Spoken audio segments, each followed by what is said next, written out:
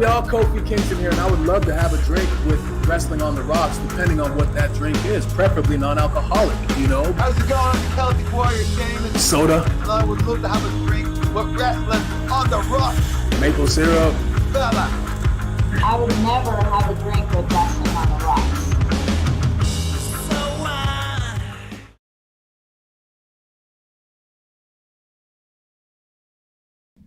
Welcome to episode 1. That's right, this is Wrestling on the Rocks, where every show is our first show because we don't get to episode 2 until we get episode 1 done right.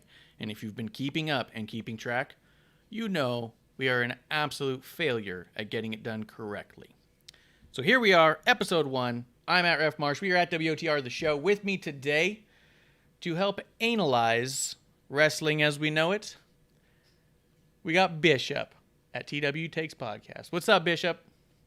What's up, dude? Thanks for having me back. Glad to be on an episode 1. It's what's it? First time in a long time? Is that the best way to put it? Yeah, long time, first time. Long time, first time for the couple time. It's been a minute. But yes, I'm Bishop, Terrible Wrestling Takes Podcast, TWTakesPodcast.com, TWTakesPodcast.com/TWTs. Pick up some of this in Christmas time. No sales yet because I'm sick, tired, and lazy. And got my own shit going on, so fuck all that. If you feel like buying a shirt, buy a shirt. If you don't, whatever. At TW Takes Podcast on Twitter. Other than that, Thursday night. My first appearance on a Thursday night. That's a good point. We don't typically have you on episode 1s on Thursdays, but I don't think you've been on since episode 1, if I'm not mistaken. So really nice to have you on a debut episode 1. Absolutely. And my last episode 1 was Beard's first episode 1. I thought you completely pushed me aside. Oh no, it was was I Beard's second show? No, I thought think it was Beard's right. first show. No, it was. But we had you on to test him out, give him the ropes. You know what I mean? Yeah. You were kind of the 1, 2, 3 kid of the show. You know what I mean? I'll be the Bret Hart in that one. Yeah. Definitely, there's a Tom McGee.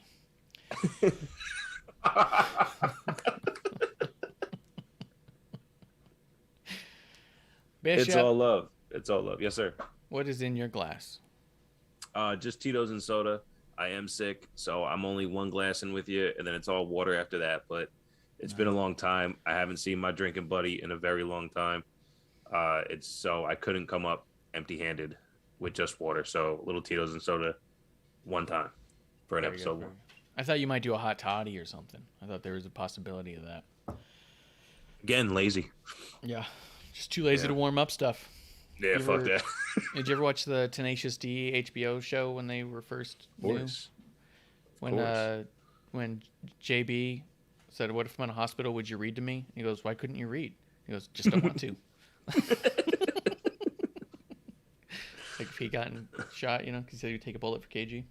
I'm having, speaking of taking a bullet, in honor of Amanda Jane, I'm having a Sonic Hard Seltzer. She took no bullets, but her voice is shot. So she is not going to be on tonight. I can't believe you didn't get that one. She's not even cracking up. She didn't take a bullet, but her voice is shot. You get it? I don't think you do. I don't think you do. I just don't think you could. Because you're not even like, come on. What a seamless transition. Well, not producing. It was 30 seconds ago. Yeah, I was. But what we're going to do tonight, we're going to talk a little bit of the news in quotes because wrestling news is always a goof. And then we're going to watch, actually, because a lot of people have been talking about it. And if there's one thing me and Bishop do is watch stuff after the fact.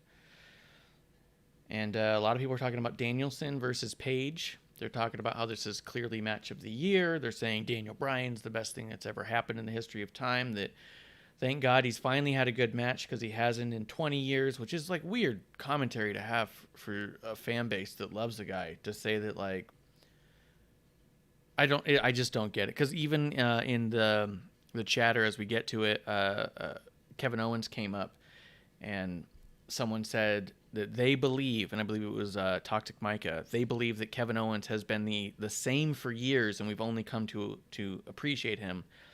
And I just think in this world that we're in with guys like Daniel Bryan and Kevin Owens, and even CM Punk, to undermine everything they did for the better part of a decade or more, just says that they're bad at what they do. They're not growing as artists. They're not progressing as a performer. That they've been static for 10 years and that's been enough. Because I think all those three names I've listed are three people who strive to be better every single time, and I think all three of them succeed in that when they do it. But we are going to watch Daniel Bryan versus Wangman Page. My apologies. I saw the poster. And we're gonna give our live reaction to it because we haven't seen it. Did you watch the Hook match, Bishop? What's that mean? A Hook had a match. What's a Hook had a match? I don't understand. Taz had a baby, and the baby's Hook, and then they put him in a jobber match. Oh, okay. Yeah, I mean, when Taz has a baby, it's a little fucked up to name it by its defect, but yeah, I mean, I don't, yeah. Yeah, I watched it right before. We'll go over it real quick, but. Oh, okay. Talking news, let's hit up birthdays real quick and a memory as it was. It was Brody Lee's, Luke Harper's, John Huber's birthday today, and as always, tears in our beers for the loss of him a year ago. But happy birthday to the Exalted One. That was one of the early shows that I caught with Bishop too. I mean, I'd heard ones before, but when you did a watch along of some of the Luke Harper matches you could find on the network, it was really cool. Really cool. Thank you. Yeah. And I got the chance to see him at the Elimination Chamber against Randy Orton, and that was really cool. Let's see. Oh, what do we have here? What do we have over here? Jeremy in Time and Just in Time coming through the chat saying, "Cheers, my friends." Just in Time refused to be on the show today, so it's interesting he comes through the chat. Well, it's because he's fired. Well, that's what it is. Is I said, "Hey, did you want?" He's like, "Oh, I love NXT so much." And I was like, "Do you want to talk about it?" He goes, "Nope." All right. Well, thanks. But, that's how he is. Bishop, on the other hand, says, "I love it so much." I was like, "You want to talk about it?" And you're like, "Fine." Which is the appropriate response. Yes. No, actually, as those who have been following along know, that I have not been feeling well this week, but I've absolutely loved NXT 2.0. That if you can carry me through a show, I'll talk about NXT all night. So I'm ready. I don't know what this Hangman shit. You know what? I might fall asleep during this AEW thing, but I'll give it a shot. Yeah, we'll see. If it gets to a certain point, we'll talk about other stuff while it's happening, and then talk about the finish in quotes. But what was some of the other news we got? So we're excited. Alexander Hammerstone is going to be up in Phoenix doing a meet and greet on Sunday this weekend. So any of our Arizona friends who might be hanging out or listening, he's going to be up there Sunday. So 3D Sports Cards, I think, is the name of the place. So take a look. He's going to be out there with CWFAZ, which is the under the umbrella of the promotion for David Marquez. It's the Arizona branch. So there's going to be a few of the wrestlers from there up there, but big fan of Hammerstone and wanted to shout him out specifically. Should take a picture, go up there and take a picture with the confetti. Yeah, I saw that Marquez was in a hospital. I haven't seen anything after that. I assumed that we would have heard if something went bad. Okay. So I'm hoping it's all what it is. What I'm actually doing is I did a drawing, and much the same as the Suzuki drawing I did when I met Minoru Suzuki. I drew this up. Oh, nice. And it had Suzuki sign it, so it's an original piece of art. And what I did is a similar thing with Hammerstone. But what I'm going to do, because I decided to use the same format with the gold, like behind Hammerstone and around the signature, I'm going to basically paste some of the confetti. Awesome. And put it in a little thing. I'm kind of thinking of like a shadow box kind of a scenario where I have that drawing and then the micro brawler in front of it, and then have some of the confetti on the ground of it as well as stuck to the thing, so it kind of looks like it's falling down around them. Fucking dope, man. I think it's going to be fun. A fun little setup for Hammerstone. Just in time in the chat, causing a ruckus. He says, "Hey, I didn't refuse. I just didn't get an invite," which is incorrect because I tweeted at him directly and said, "Do you want to come on Thursday and talk about it?" And he said, "Wish I could," which means I can't. Because you did the wrong one. No, you hit up Just the Wrestling 5. I saw that tweet. It was a different Justin? Yes. You hit up Just the Wrestling 5. Dude, all the Justins are just the same to me. Oh, come on. They're identical. I saw that tweet. That's messed up. That's messed up. You're not. You're not. Well, what are you... This is why you need to do, sir. This is... No, we're the dive bar of the IWC, and that's what happens. You ever go into a dive bar with your friends and be like, "Dude, I know that guy. It's Trevor." And they're like, "Dude, that's Andrew. His name's been Andrew for years." You're like, "No, I'm telling you, it's Trevor. I went to school with him." And it's not. You're the That's what's only going one on. that does that. That's never happened to you? That's a lie. Just you. Just see, it's just you. It's a lie. It's a lie. Justin thinks it's lies. I think that there's too many Justins in the IWC, and that's not on me. That's not my fault. This is exactly why Vince McMahon doesn't need a let people have the producer. same name. No, this is why there's no two names alike in the WWE. This is why Vince McMahon sorted that out early. He wasn't going to be calling the wrong Justin to his office. It's You true. know? That's true. I got to be more like Vince McMahon to demand everyone have different names on the IWC. That'll work. That'll work. I'll go seamless. I can't see an issue with that at all. No, no way.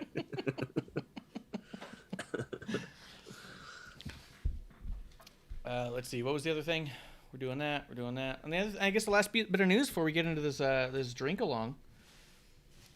Jeremy in time makes a great point. Haven't found another Jeremy though. Goddamn right. Goddamn right. And that's why Jeremy's gonna end up on the show before Justin again. Hey, Fucking honest. I'll just, not nice. Oh boy. All we need now is Splinter Fox and me to have a couple more drinks. We'll have a great time. Oh yeah, there you go. Just in time says I'm tempted to change my name now just because of how many times Jimmy Smith says it on Raw now too. Just in time. 211, take a shot. Hell yeah. Hell yeah. Let's see. Let me move this stuff over just to make sure Splinter Fox isn't in the chat because I have to pull him up on a separate chat because he got muted in our other chat from Oh, really? producer had muted him at one point, got so mad at his slander of Pete Dunne. Oh, at least it wasn't just me then. Yeah, no, you're not the only one. But the other big news, the other bit of news, as it were, we won. The good guys won. The good guys win again. We do it right every time. KO signs with the right company, the only correct answer ever, the WWE. Bishop, what do you think about KO sticking around? It's perfect. It's perfect. Look, I get it, and here's the bullshit in a quick synopsis for me. People think AEW is the promised land because you get to go there and do whatever you got to do whatever you want to do. And there's no structure. You just get to do whatever you want. But it doesn't make everybody important. It doesn't make everybody mean something. And even if we don't get a chance to see KO all the time, which isn't true, every time he's on a screen, he's fucking important. So important. Someone like Finn Balor, if he was to leave and go to AEW or go back to New Japan, he would, in my opinion, feel more important than he does in WWE. Because for some reason, on Raw or SmackDown, he never gets placed as super important, besides the Universal title. Ever since then, but when he went down to NXT, he was fucking incredible. Oh. But someone like KO doesn't belong in an AEW where you're going to see him for 30 seconds every 4 weeks until a pay-per-view, and then not for another 12 weeks because there's nothing to do. Like, he would get, not that he would get lost in the mix, but even if he went there and didn't get lost in the mix, now Adam Cole's lost in the mix. Now Bobby Fish isn't on TV anymore. Now next guy down isn't on TV anymore. It's not a net positive for him to go to AEW at all. Well, I'll give the argument that it's definitely an unknown. Miro is important for some weeks and not in other weeks. I will say that the one thing that the AEW insists on being is a clippable show, meaning that every segment begins and ends, and there is no tie-in between that segment and the next. So it's easy to actually consume bit by bit without ever actually having to pay attention or keep track. If I like Malachi Black, I can look up on Malachi Black's Instagram or go to their YouTube, look at Malachi Black, and literally see everything he's done really quick because he's not tied into anything that's not all about him. Just take Raw as an example. How many times was KO on Raw this past week in that storyline that built with the Fatal 4-Way? He was almost the beginning of every commercial break and at the end of every commercial break. Like, he was tied throughout the show, along with Seth and Big E, obviously, and Bobby Lashley, but they were tied in throughout the show, which I think is an inherent reason why there are a lot of fans who don't latch onto AEW, is because there's a certain feeling of Doesn't matter. a lot of it doesn't matter because you can always catch back up. I mean, also, if you like your one guy, you can just watch your one guy and be done. Like, they've made it very easy to consume only exactly what you want without having to be exposed to anything else at all. So, like when the WWE on the network used to do, like, whoever's greatest matches, and you click on it, you got the greatest matches. If AEW had a section that was Hangman Omega storyline, and they took all the clips from the last 2 years and they put it together, and you sit down and watch it, it then becomes a real story. But in the tune of watching Dynamite by pay-per-view, it's not a well-told story. The fact that they pick up wherever they left off, regardless of the time frame, if they write that complete story, then what you're saying makes sense because it's a clippable show. You can take the clips from each spot and go from there. I'll give them respect for that, but they're just not marketing themselves that way.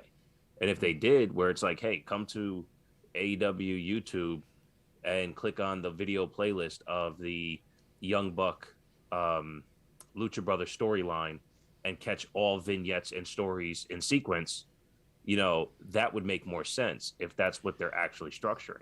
But when you click on the show and then you watch it week to week, like, because that's what got me out of it. I'm like, what am I even watching? I don't understand this.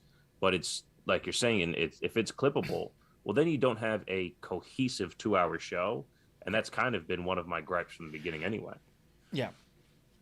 Whatever you're watching in the beginning has literally no impact or no reference to whatever ends up anywhere in between and to the end. I do agree that, like, if they did something like those playlists, that could be potentially really cool and even highlight what they're doing to a sense. But I don't even think that they're that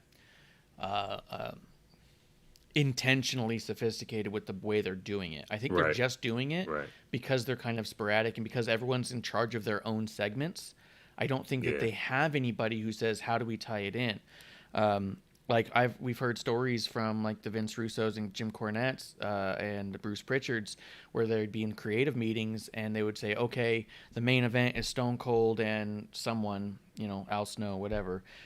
We got to keep that hot, so we're going to open the show with a segment that gets him in the match with Al Snow, and it's going to end with that. Here's been 4 segments in a row where there's no mention of Stone Cold. We need to put something there to keep it sizzling, to keep it on people's mind, to know that they can't tune away, because you never know when Stone Cold's going to be back on screen, and you never know if something's going to happen that now here 8 segments in, now the match against Al Snow is suddenly a one-armed behind your back match. You know what I mean? Like, it's impactful throughout, where with AEW, like my brother's a huge CM Punk fan, and I got time to spend with him not that long ago, and I asked him, and I was like, this isn't any kind of weird gotcha moment or anything. I'm just curious. Since CM Punk has been back, have you watched everything that CM Punk's done in AEW? And he goes, oh yeah, I love watching what he's doing right now. It's really fun. And I was like, cool. Have you watched any full episodes of AEW Dynamite or Rampage since he's been back?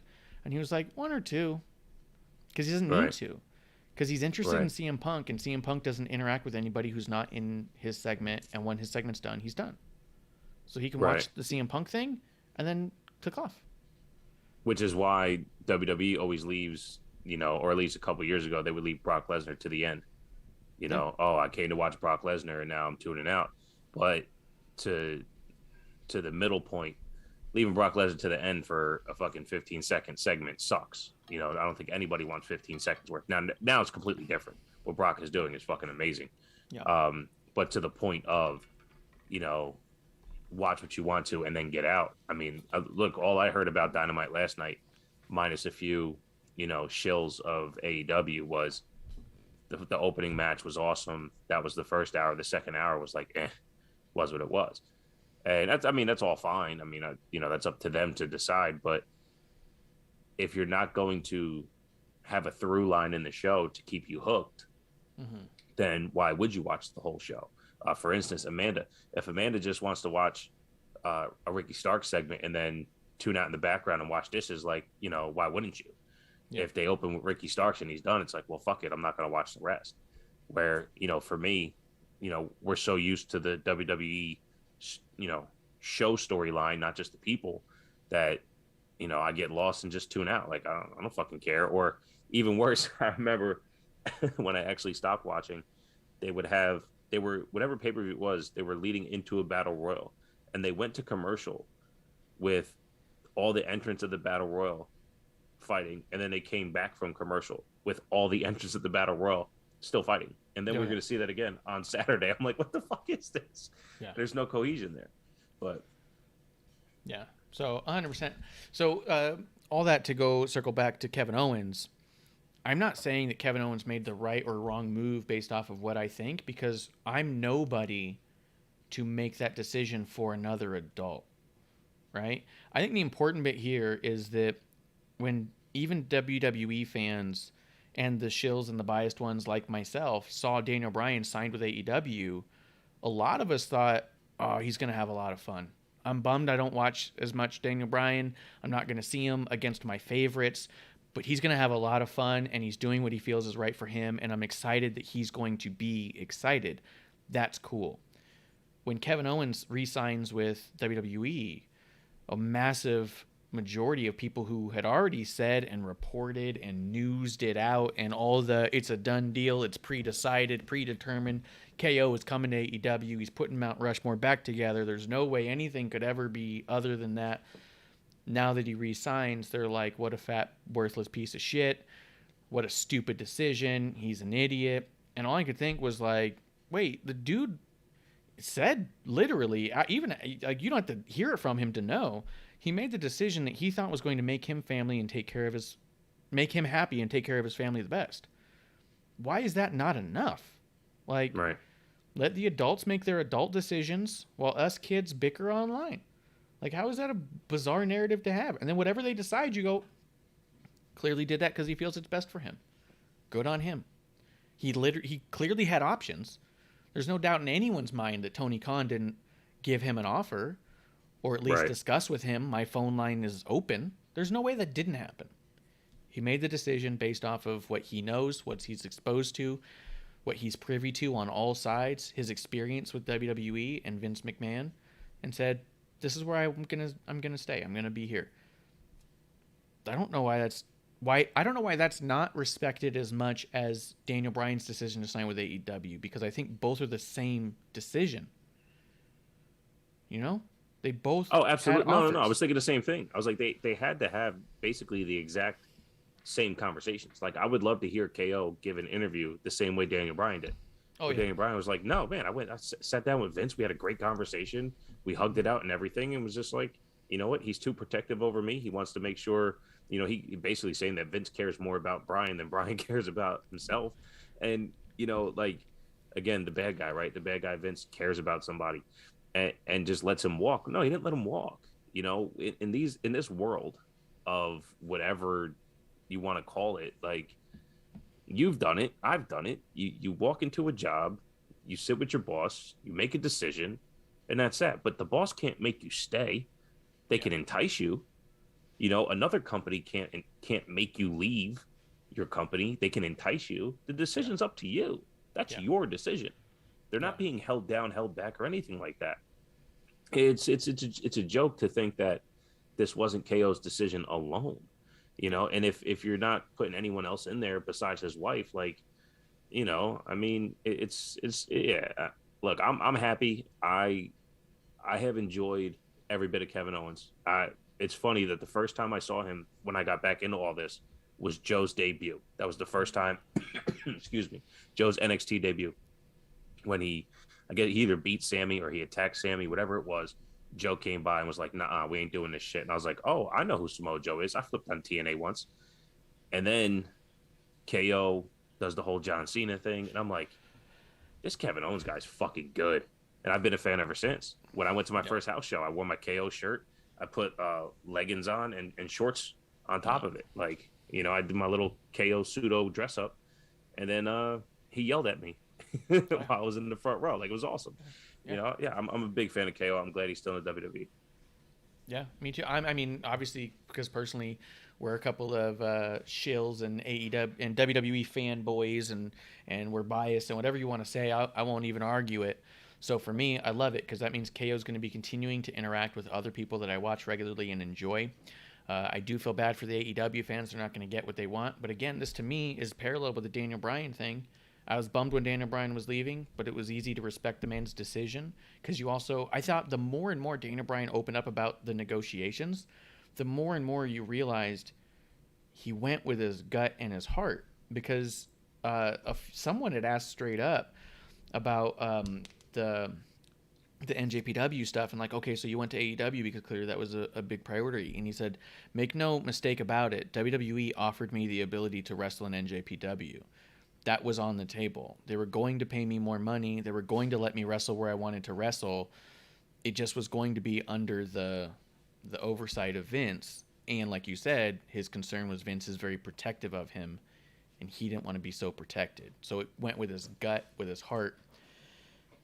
And I don't think that KO made that decision any different. You know what I mean? Like, I just think of it, yeah, let the adults make their decisions. And I don't know why there has to be an uproar whenever somebody makes an adult decision.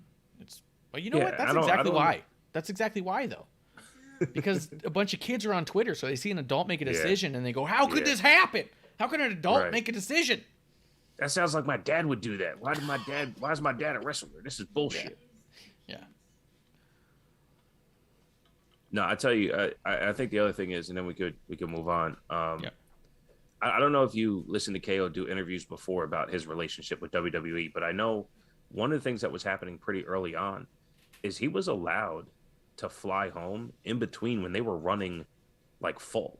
So whenever the end of his tour was, he wouldn't like he would be flown home, not like have to pay his own. Like he would be flown to Canada so he can be with his family, not have to move his family to the U.S. And that was a big part of his happiness within WWE during the whole AJ Styles run with the IC title and all that stuff. You know, he was talking about that. I believe that was the time frame. He's like, I didn't want to move my whole family. And they said, yeah, we'll fly you home in between loops. Not a problem. I'm like, this guy's as happy as can be. And it was always his goal. And now that he's here, he knows the system. He's happy there. There's nothing wrong with that. Yeah. Not everything is miserable for everybody. Just because some people, like, dude, I've left jobs where people who I left are still there because they like that place, and I didn't work for me. Like, that's just how it works in real life. The other thing that I think that doesn't get talked about enough, and I don't know how much he does, is the amount of charity work that WWE does is the reason why some people stick around. I mean, I know it's a little different. I mean, a lot different in a lot of respects, but like guys like Mojo would talk about how happy he was working for the WWE because he was involved so much in their community stuff. And every time they had pictures of the USO tours or the hospitals with the kids, you could always find Mojo if you looked. He was always there because he loved that aspect so much and found it so enriching. And as of right now, AEW is not doing a lot of that. So that's not to say they won't and that they haven't started, but they're just not doing it on the same level. So if that were a part of the decision-making process, I could understand someone saying like, what I'm able to do in those moments is so important that I'm going to hold out until that's a bigger thing somewhere else. Like that wouldn't shock me. Some of these people are so good-hearted. That's why I was surprised when Big Show left, because Big Show was massive in the Special Olympics. He was all about that. And I actually think maybe WWE learned a little bit of a lesson by holding on to Titus and giving him the Warrior Award, because everything they do to promote Titus has nothing to do with what's on TV. He is absolutely killing it with the community outreach and all the shit he's doing. So I was really shocked that Big Show left because of that. But honestly, that was a hopeful thing I had for AEW. Now that they have Big Show and Mark Henry, maybe they now start the communication with these organizations adjacently to the WWE and they go and do community outreaches. And I know they do some stuff. I know they do a lot of local stuff, especially for victims of violence. But on such a platform, you know, the way they were intertwined, the way WWE's intertwined with Make-A-Wish and Special Olympics, I know that was really big for Big Show. So hopefully AEW does stuff like that. Yeah. But I was surprised that he left because of that, for sure. I agree. Because that was his choice to leave on that one. Yes. On some of those ones I've seen pictures of with AEW doing it, I just had a feeling, and I was just curious. I was like, I wonder how many times those people have to say, no, we're not with WWE. Because there's no way they're not showing up and people saying like, oh, look, we got some WWE wrestlers here. And they're like, no. Right. Like, there's no way that's not happening on like a crazy level. Yeah. Oh my God, they're from the yeah. You're a wrestler like on WWE? Yeah, well, kinda like it, but no. Like I want to be privy on that because I'm petty. Grim Reaper coming through the chat. Hi, and he said KO title run imminent. Man, I would love it. I would love KO with another title. But yeah, let's keep it moving. Let's put on the match because there's other stuff I want to talk about that have to do with AEW, and why not talk about it while we're watching a match? Sure. Remind people who just tuned in what you're doing. Remind people who just tuned in. I don't think anyone's just tuning in, but Okay, fine. well, I mean, Said hi to a new person. well, Grim Reaper. Well, okay, all right. Well, here's what we're doing. All right, everybody, calm down. Everybody needs to relax here. I gotta figure out how to do my volumes. Oh my God. Okay. All right, here's what we're doing collectively in the dive bar of the IWC with me, with Bishop from TWT. Yes, sir. See, this is already going bad. Well, I made it rhyme. That worked. It was like, now people are hooked. Yeah, now. Yeah, now. We're going to do a live watch along to Daniel Bryan versus Wangman Page from AEW Dynamite. Winter is coming. But it doesn't finish. So, it's talent. yeah.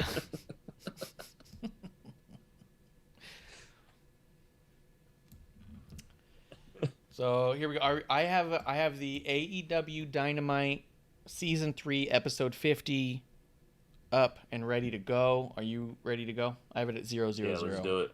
So it does take about 3 minutes before it gets in. Okay, hold on. Well, I actually should tell you when to hit play. So, all right. So here we go. So it's at 000. Are you ready? We'll go 3, 2, 1. 1. Play. And now it's playing. It is about 3 minutes before the match gets started. So I figured we could talk about a few things as it gets going. Have you been paying attention to much of AEW in general, or are you just kind of like catching highlights online like I do most of the time? So I do see some Twitter clips, but honestly, no. I saw the Cody table stuff. I gave my takes on it, which were definitely not terrible. Other than that, no. I've seen nothing of the women's division come out. I've seen nothing of Hangman. I didn't watch the Punk and MJF promos. I know they happened, but I didn't watch or listen to them. Okay. And it's funny because as much as I don't watch, I can just guess. Even with this match, I guessed only to one person, but I guessed correct to that person. Yeah. So, I mean, no. The real answer is no. I do know stuff happened, but yeah, I mean, and I'm not trying to like break down all the stuff that's going on because I feel like I catch up most of it through. I do think that Daniel Bryan's music is so funny here. Like, it's not a bad song, but it also is such a strange song for him to have like this heavy beat. But it wasn't so much about like the specifics of things. I do think it's really telling, the stuff that they show and the stuff that I hear about. Like you said, I don't see much for the women's division on their socials very often. I do see it sometimes. Here's one of the things I get worried about. Guys like Malachi Black. I was watching his new video he put out about the House Black and stuff. And knowing full well that Tony had said that he decided his first 4 champions before he even started the promotion, and it's all gone according to the way he wants it. It just makes you think that there's definitely forms of a cap in one way or another. And Malachi Black has talked so much about this character that he's created. The supernaturalness of him is deliberate. He is being essentially possessed by the character that is Malachi Black, by the entity. And as his eye gets worse and worse, he becomes more and more powerful. When you have someone like him writing his own story, where do you rein him in? At what point do you say, okay, well, you're not infinitely powerful and we have a champion and that's not you? You know what I mean? Like, where does he go at one point? At some point, he's going to be too powerful for it to make sense anymore. And for him to be not the champion. Like, it's going to be a weird thing. You know what I mean? Debbie doesn't need to make sense. Yeah, I heard him talk about that on X-Pac show. And I agree, man. Again, that's been my issue with everyone saying, going to bat with AEW for storytelling, that there's issues in that, and things aren't as relatable on TV as people may say. So when you find yourself investing into a character and then all of a sudden they're not around because it's not their time in the story, or as far as the show goes, then I can't call that long-term storytelling. I call that them not knowing how to structure a show. Yes. Yeah. And when you don't have one person who's in control of that story arc, and you just have someone approving or denying based off if they like it or not, you end up with Malachi Black, who is a supernatural being who's becoming increasingly more powerful, but is nowhere near the top of the card and not dealing with people who Tony's willing to sacrifice. You know what I mean? Right. Or not willing to sacrifice. Right. So at some point, Malachi Black's going to be like, all right, well, this is kind of where I'm powerful enough to take the title. And Tony's going to be like, oh, that's not where I was ever going with this. You know what I mean? Right. Right. And what does it do for, like, who's the person that's going to be the one to say, oh, well, fuck this, I'm out of here, Yeah. And where's the balance going to be? And a lot of that has nothing to do with us. A lot of that backstage antics and such, right? And a lot of it will never play out on TV that way. But it does make me wonder, because that stuff will impact, right? If you promise enough people enough stuff and you say you're in control of this, and it gets to a certain point where that you have to pull control away from them, are they as happy? Are they understanding? Are they creating their own content that they think is in your vision, or what's in their own vision? You know what I mean? Am I doing what's best for AEW, or am I doing what's best for Malachi Black? And I keep using him as an example because of how interesting his story is, not because I'm trying to knock the guy. Right. I'm already not watching this match. Well, they've been in one head. Yeah, well, it started. They're in a lockup, and they're struggling for quite some time. Jeremy and I Time got is in the Daniel chat. Bryan in the corner. Oh. My head of you or behind you? Slap. And now he's in the corner. All right, let me know when he misses the chop. Spoiler alert. All right. Oh, he gives a little pushback. He misses the chop. We're here. Yeah. Jeremy in Time says AEW's. Oh, now he's doing jumping jacks. Yeah, this is good wrestling. Jeremy in Time says AEW's women division consists of the same Britt Baker backstage promo with Tony Schiavone just to pop the crowd with her DMD chant. Yeah, I feel like it's really fallen off, but we'll see. I mean, I don't know.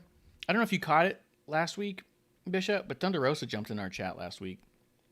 I listened, as I do every week, on podcast platform, and I heard how excited you were. Also, your fan cop moment ended up on my guest appearance on Good Cop Bad Cop Wrestling podcast. Shouts to at Good Bad Wrestle. Yeah, I need to listen to that one. I haven't listened to too many podcasts this week, and I want to catch up on that one. But I think that with her, they're not capitalizing enough on her. She has such a built-in fan base, and she is so good, and she does have a fire behind her that I think that sacrificing her to Britt Baker at the time made sense business-wise. She wasn't necessarily with the company, but I do think at this point she's someone you should definitely pull the trigger on. And so I'm hoping they put the title on her and get more people interested in that women's division. Yeah, and honestly, they could have just shilled her out and go, give me all of your fan base, and ran her to the top from the beginning. Yep. But because they didn't do that, they lose out on most of her fan base because she's no longer on TV, and then people tune out. Again, I've said this several times, and you said it earlier tonight, and I probably even said it on an episode 1. This isn't about us. It's not. But if you put something on TV that the people like, and then that stuff's no longer on TV, why would you watch? Yeah. So when people are saying that the Hangman Omega storyline was 2 years, well, it wasn't, because I tuned in for a couple weeks and there was no Hangman on TV. And, so was it really 2 years, or was it 4 months stretched out over 2 years? Yeah. Yeah, I also feel like it was, whether or not the argument is, was it told over 2 years? I guess, in essence, if you go from the day that they started to the day that it ended, was that a 2-year time frame? Yeah. I just think it was a bad story told over 2 years. Yeah. Because I think this whole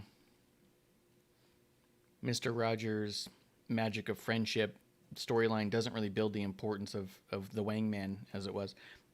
This is a really slow-paced match, I think is pretty cool, because it's not what the AEW crowd will talk about. And it's kind of like you said, this reminds me a little bit of like a Daniel Bryan Drew Gulak match.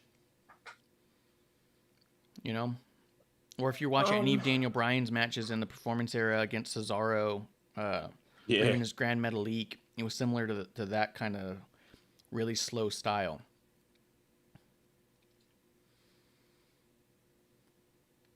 Yeah, I don't know, man. I get it. I guess I've just been so disappointed because I was on the Hangman hype train, and then I don't know. Even again, the payoff when he wins the fucking title. When he wins the title, he only won because the Young Bucks decided not to interfere. Yeah. Like, that doesn't show that he's so strong that he can only be stopped if they interfere. That's not what was, and that wasn't even the narrative afterwards. The narrative afterwards is that he finally overcame. He never overcame. They can still attack him as a group, and he'll still lose. You know what I mean? Like, it's so I don't understand what I'm supposed to believe when I watch him, because he doesn't even. I mean, and we'll watch it here. He doesn't put on classics like that because that's not what AEW is about. Yeah, but I don't know. Yeah, I think he's talented. That was dope. Where cool. he went to swipe the leg and then he lifted up to not get caught. That doesn't happen often. Yeah, that was good. I think they are both really good. I think that Hangman Page, and I know that people will take issue with this, I think he's underutilized, not by that he's underutilized by not being the champion or anything like that. He's underutilized in that his wrestling matches don't get to show off how good he is in wrestling very often. Right. Like, you're underutilizing his actual talents. And his right. Given charisma, I think, is underutilized. I think that the fans have decided they're behind him, and it's just because their decision and not because of what they've been presented with. Which is lucky. I agree. But they need to do something with that.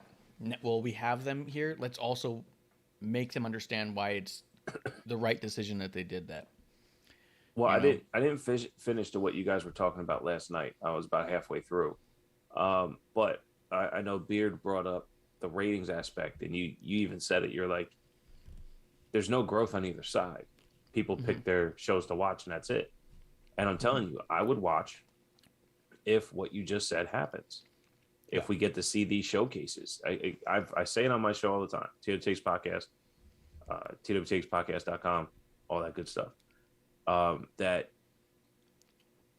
if they even just present it in a way where I can look past the wrestling flaws, because I don't have to look past the ref flaws or the production flaws, like, then I can watch a little bit more. But when you're taking me out of it with bad camera angles and shitty staging, like when Arn Anderson fell off the stage, like, when you make these little mistakes here and there, Cody's table spot, like how does Cody take the entire bump on the table?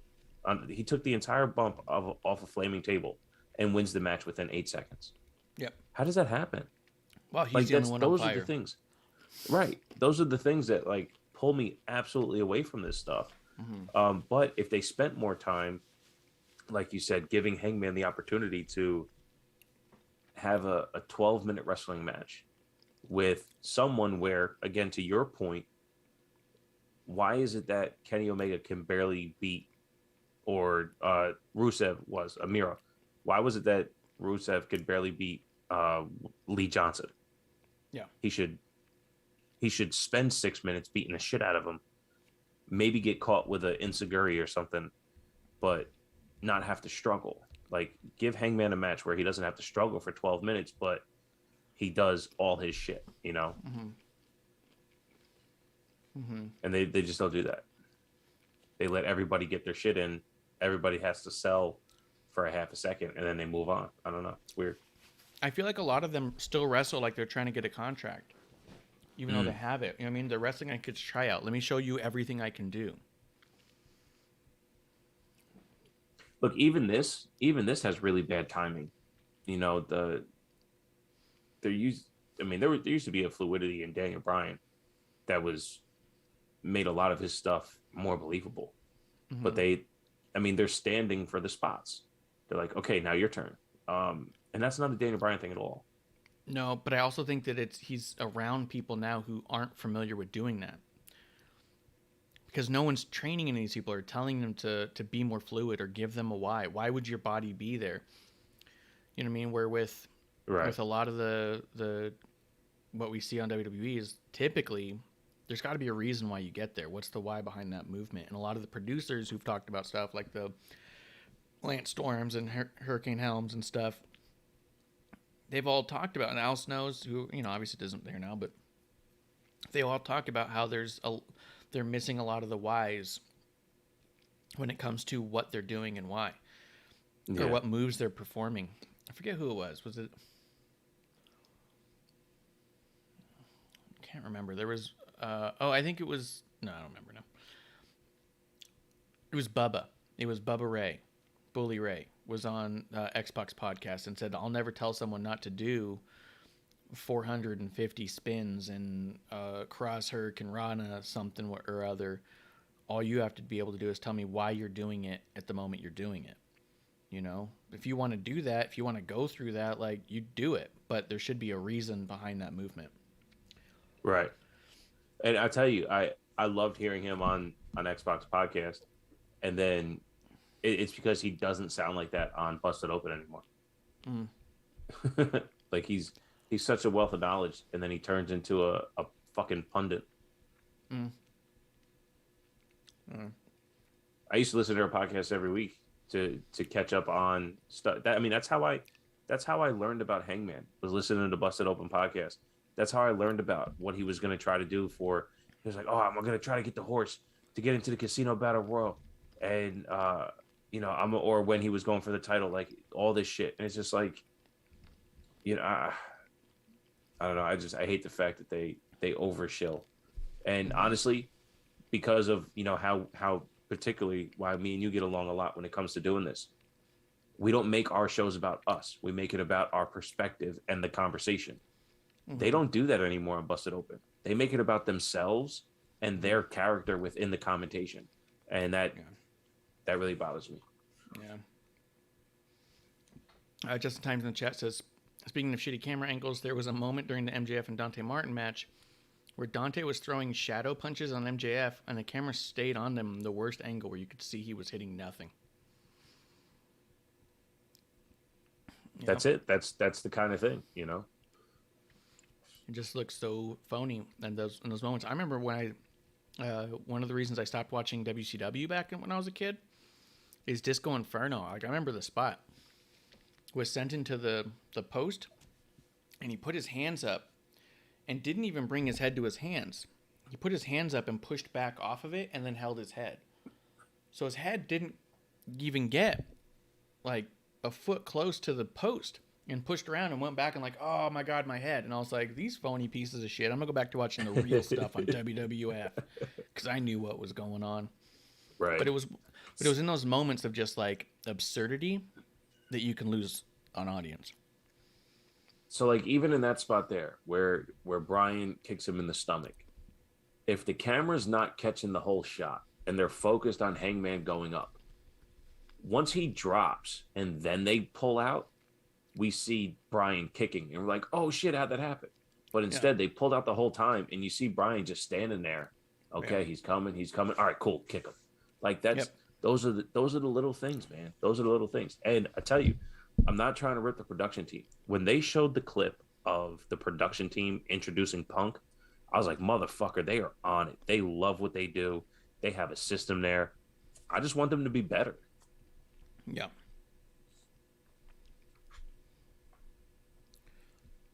Is there a reason why Aubrey's not doing this match? It's not Jericho.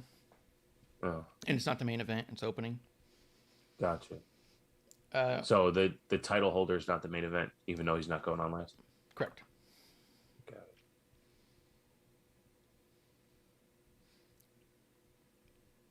I'll tell you, it's a good wrestling match, but it's also just a good match. Like, it's really not special. I don't feel I haven't seen a single pinfall attempt.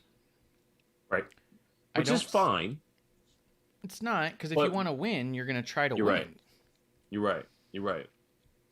But I don't... You're right. I don't feel like this is a tension-filled championship match. I don't feel like the title's on the line. I feel like this is... There's no sense of urgency. There's no sense of trying to win.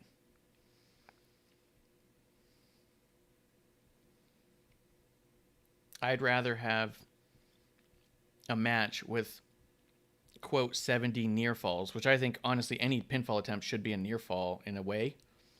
There you go. Right. Than one that only has 4.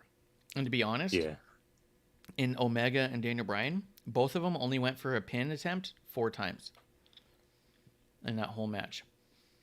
And on top of that, none of them were in submission hold long enough to where the ref even asked if they were trying to tap. Right.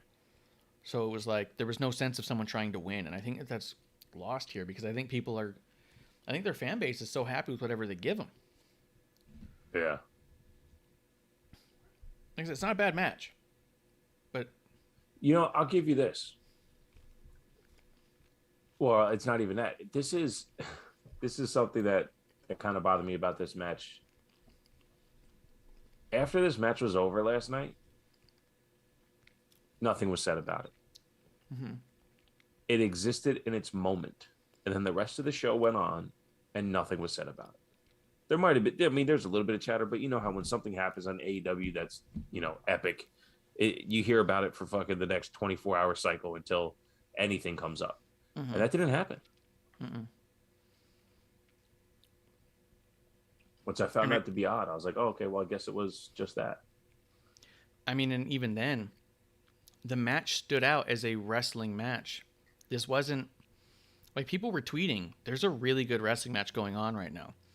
Hey, if you didn't know, Paige and Daniel Bryan are putting on a great wrestling match right now. You don't get those tweets very often in here because a lot of them are not great wrestling matches. You know what I mean? This one stood out, and it's atypical of the standard of matches AEW gives people. Let me ask you this. Do you think it feels slow because they knew they were going for the hour? Yes. Yeah. They know they're going for an hour. Go ahead. A normal match that they would call on the fly real quick.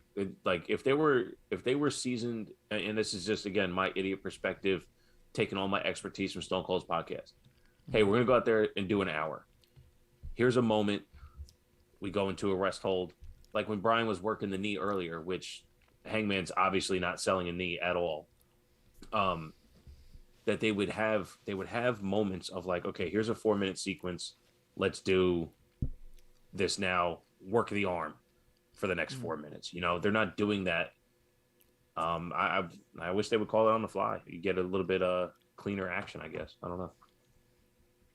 I think there's a psychology to running 5 miles that we're seeing here. Yeah. Yeah. In the chat, we have Grim Reaper saying senior referee Audrey Edwards. Just in time says Bryan and Hangman had Paul Turner, the only good ref AEW has. Grim Reaper agrees, and I agree as well.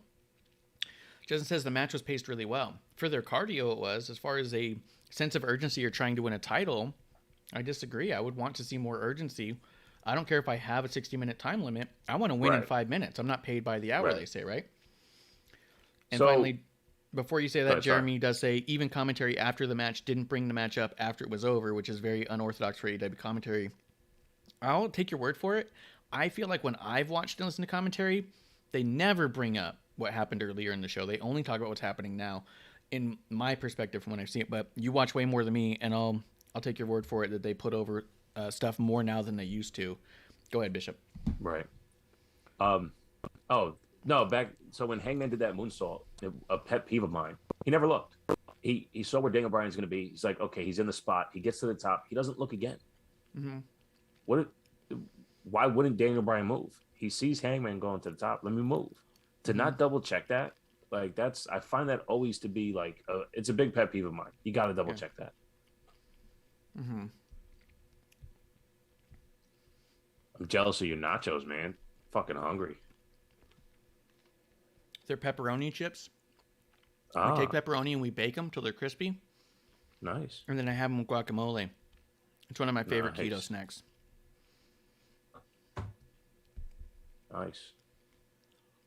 When I knew we were going to do a watch-along, I knew I had to have chips.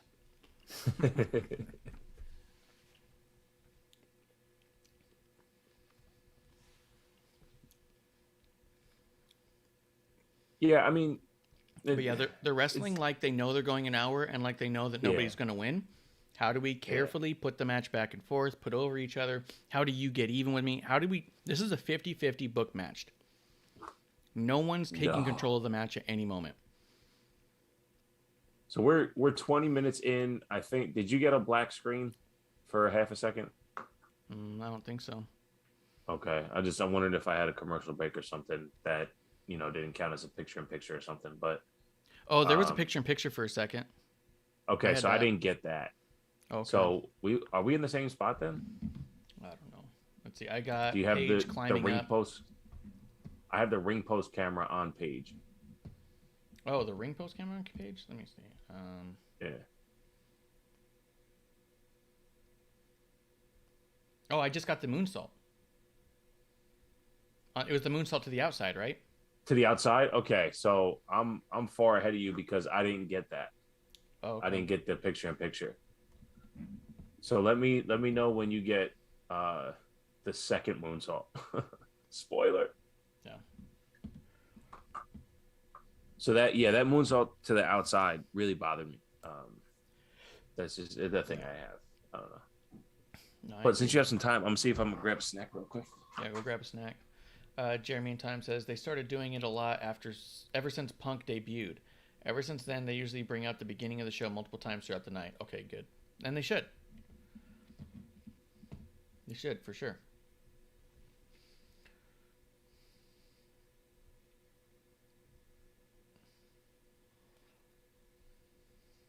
Hangman Page, no-selling the elbows to Daniel Bryan's head.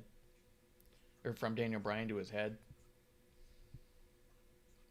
It's a little weird.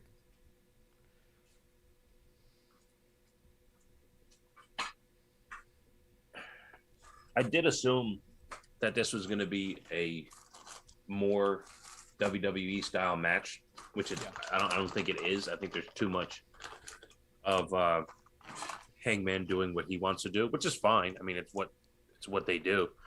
But I really thought that Daniel Bryan would be in a bit more control. Me too. I thought he was going to heal a lot. I thought that Page was going to have to fight from the bottom. But it's not. It's a real 50-50 booking match. It's a real even match. All right, you punch me once, I'll punch you twice. You punch me twice, I'll punch you once. Well, if you do a move on me, I'm going to need to do a move on you. Yep. It's not I'm going to take control for the next 10 minutes, and people are going to think I have the match won in the first 10 minutes. But it's not. At no point does anyone think this match is anywhere near coming to an end, or that either person could feasibly win it right now. Which there's no tension. Did you get to the second moonsault? I don't think so. Oh, here's that camera. Okay, so yeah, It's face camera. Daniel Bryan mounting him from behind. Elbow strike. Page is let's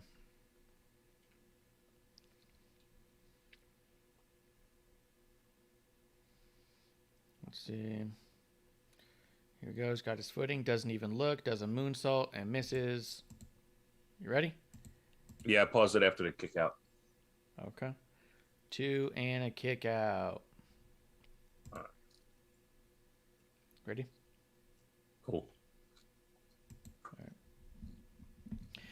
Just in Time says the match ended. They showed highlights, went to a commercial, and when they came back, all they said was, "We witnessed a classic before the Seidel and Wardlow match," and then they never brought it up for the rest of the show. Yeah, see? Justin's saying it's kind of what I thought. Grimper said, Bryan is acting tweener, not really turning up the heel heat. Yeah, that's what I mean. In this match specifically, it's really evident that it's like, that's so funny. They're chanting "This is awesome," and there's really no discernible reason why. There's been no near falls or sense of urgency. Grimper says maybe as they move on in their feud. Well, I'm saying even if he's acting a tweener on the mic, he can be a heel in the match. He can take control. He can try to cheat behind the ref's back. He can hold a hold too long. You know? Well, the thing that... So, go ahead. Becky's the perfect example. Becky is not doing anything explicitly heel besides grabbing the rope, right? Mm-hmm. Everything she's doing is she's being honest in an arrogant way. And that's all I've seen Daniel Bryan do, is be honest in an arrogant way. Mm-hmm. But when you're a dick, you're a bad guy. That's all he's doing. He's allowing it to naturally take place without hitting him with a chair to make himself a heel. So because there's a build to him becoming a heel, doesn't make him a tweener or even a babyface. He's building his character to have people invested into him being bad. Yeah. And it's going to take moments and moments and moments.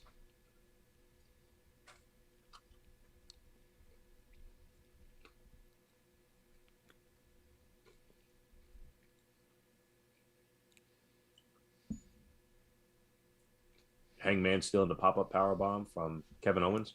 Yep. That was probably one of those things that people said, like, oh, look, see, he's coming.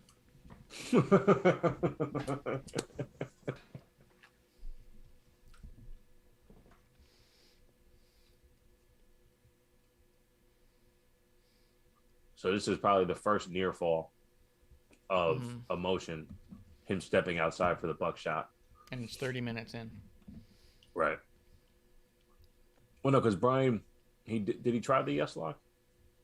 No, he was doing couldn't get it locked in. Other submissions. The crowd booing because Daniel Bryan rolls out. That's a tweener move, man. Yeah. Oh, don't look. I mean, please don't look. You can also be a heel in a match while your character's still developing harder, right? Like, I mean, watch Bret Hart, especially Bret Hart, Steve Austin. Bret Hart's turning heel in that match because he just won't let up on Stone Cold's leg. Right. Such a weak little throw. He like barely nudges Page, and Page just goes flying for feet. Like, Daniel Bryan's not working on anything. Right. And Daniel Bryan threw Hangman Page into that post. Hangman Page had to put his arm out because it wasn't. He worked on the knee, and then that knee wasn't sold, so I guess the knees are indestructible. Now he's working on the shoulder. Yeah. So, is he doing a hammerstone pose? I'm just a couple seconds behind you. Let's see. Yeah, he's doing hammerstone. Okay. Well, I mean, yeah, it's hammerstone Hogan, kind of. He's. All right. I'll pause it for another couple seconds. I feel like Daniel Bryan in AEW is having such a good time because the crowd is so easy, and he thinks it's funny. Yes. Yes. It literally means Oh, they nothing did when it. that crowd They cheers. fucking did it again. Huh. They took the camera away from Page so Page can bleed. Oh, yep. They did it again.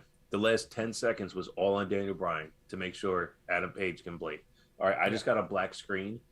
Now I have an Icebreakers commercial. Oh, I got you. Yeah, I'm on picture-in-picture. All right. Yeah, he's bleeding. I'll let you know what's going on. Daniel Bryan just standing in the ring, letting it happen. Referee not counting because why would you count? They have fake medical attending to Hangman Page by giving him a bottle of water. To dilute the blood so he bleeds more? Yes, dilute the blood. Let him have a fucking 10-minute breather here. Give him some water. Give him a little massage. Oh, they poured a little water on his head, but they're pouring it in his mouth. The referee's the referee's the one looking at the cut, not the medical. The medical's pouring water into Page's mouth while the referee goes and inspects the cut. Sounds sexy. Yeah. Is this TNT or Pornhub? Yeah, he's getting into that gash. Whoa. Said on both channels. Yeah. Oh, and then they cut away, and Page cuts a little bit more, and he goes back to the medical, who pours a little bit of water right there to get it so it's more bloody. Like, they're really actually, like, propping it up. And I can't tell, but it looks like the ref may have just cut him again. The ref may have just cut Page again, because now he has a new cut on his forehead after the referee put his hands on him to check the cut. Like, what? And look, this is why. Again, I'm not trying to be a dick, but this is why. These moments are what pull you out of it. Where AEW fans are like, oh my God, he's fucking bleeding. It's like, no, every time somebody bleeds on the outside, the camera is fixed on the person on the inside for at least 10 seconds. So then when they go back, they make sure the guy's bleeding. Happens Daniel every Bryan's time. literally doing jumping jacks in the ring, and now he's doing the Hogan thing because he's killing time because the referee's not counting, and the guy's been out for so long. Yeah. Like, I wish they would at least just say, for championship matches, we have a no count out rule. Right. There's just no count outs on championship matches because they're too important. If someone's going to win, it's either going to be by pinfall, submission, or disqualification. But you can't be DQ'd on a count out. I mean, well, they don't DQ at all, to be honest. Yeah. So the WWE way of this would be the whispers, hey, I'm not sure I bladed enough. Come out here and punch me in my face. Mm-hmm. So Daniel Bryan should be on the outside right now, fucking punching Hangman right in the cut spot to try to bust it open more. Yep. Give him a clean shot of his head on the apron, and then get the match moving, man. We don't need 30 seconds, a whole commercial break of Hangman trying to make the cut look worse. Yes. You're watching them do it, and it's kind of like, fucking A. Like, you'd have Daniel Bryan run out there, punch him on the head, roll back in. Come out there, right. Punch him on the head, roll back in. Restart the count. They're not even trying to pretend that there's ever going to be a count. So the rules should matter. And that was one of the things we heard about AEW, the rules that matter. Okay, so I'm back on. I have Hangman reaching the apron, 2 hands on the apron, Daniel Bryan off the ropes, kicks him in the face. I got Am I ahead of you or behind you? Daniel Bryan's on the edge and kick to the face. Okay. So I think just pause 2 or 3 seconds and we're good. He's punching him on the outside.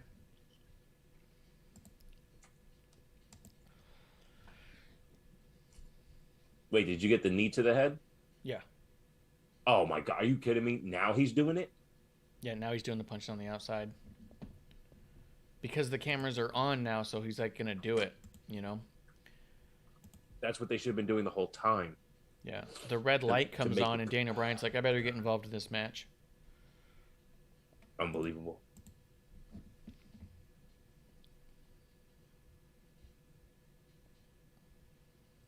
Okay, so Daniel Bryan put Hangman in and is pulling him out right now. Now Daniel Bryan's on the apron. Is that where you are? Yeah, I'm right ahead of you. Okay. All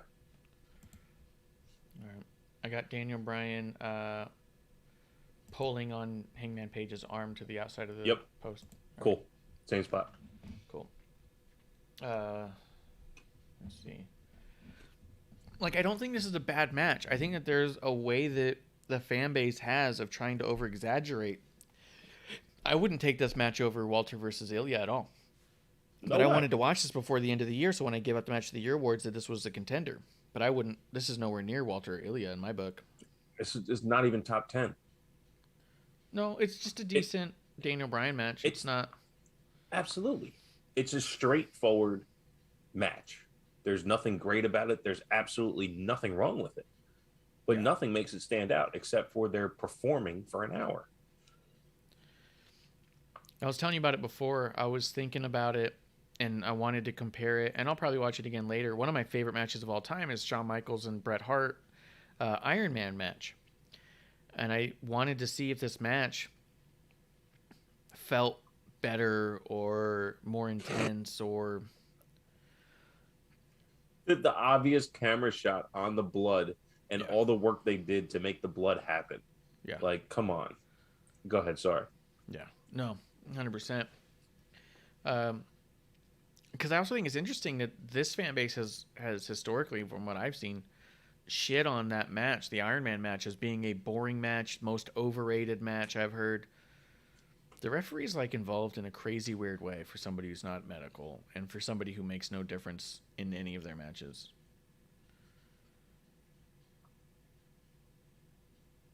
Yeah, I had texted it to you as well. The Bret Hart HBK match, the one significant difference, it was an Iron Man match.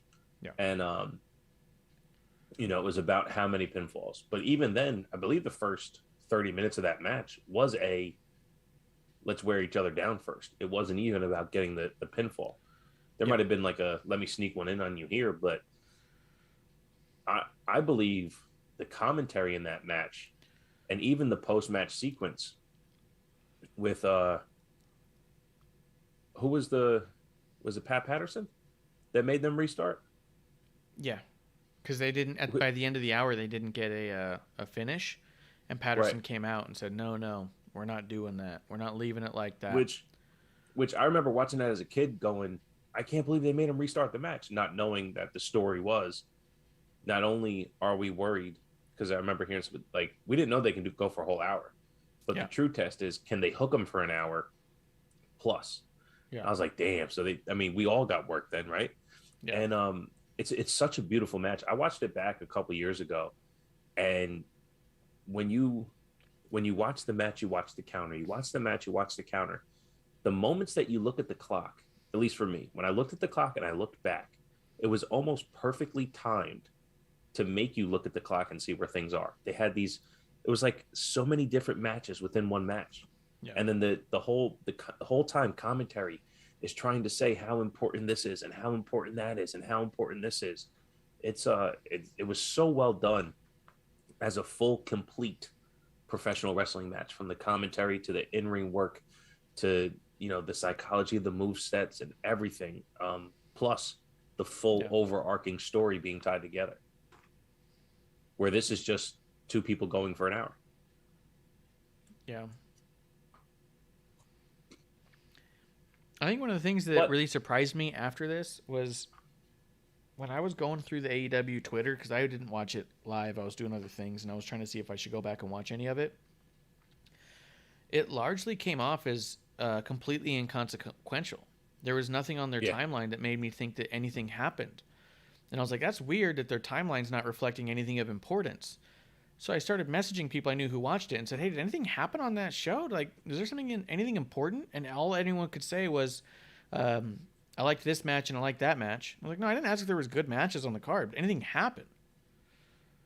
And bottom line was the winner is coming Dynamite, which is slated as a pay-per-view quality show, was completely inconsequential. Nothing happened that made any difference to anyone's story, other than Daniel Bryan's probably not going to get his rematch for Page for a long time because this company doesn't do rematches.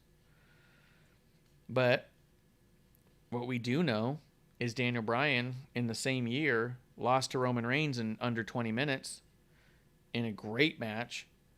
And now that he's here, he can only win against the job guys.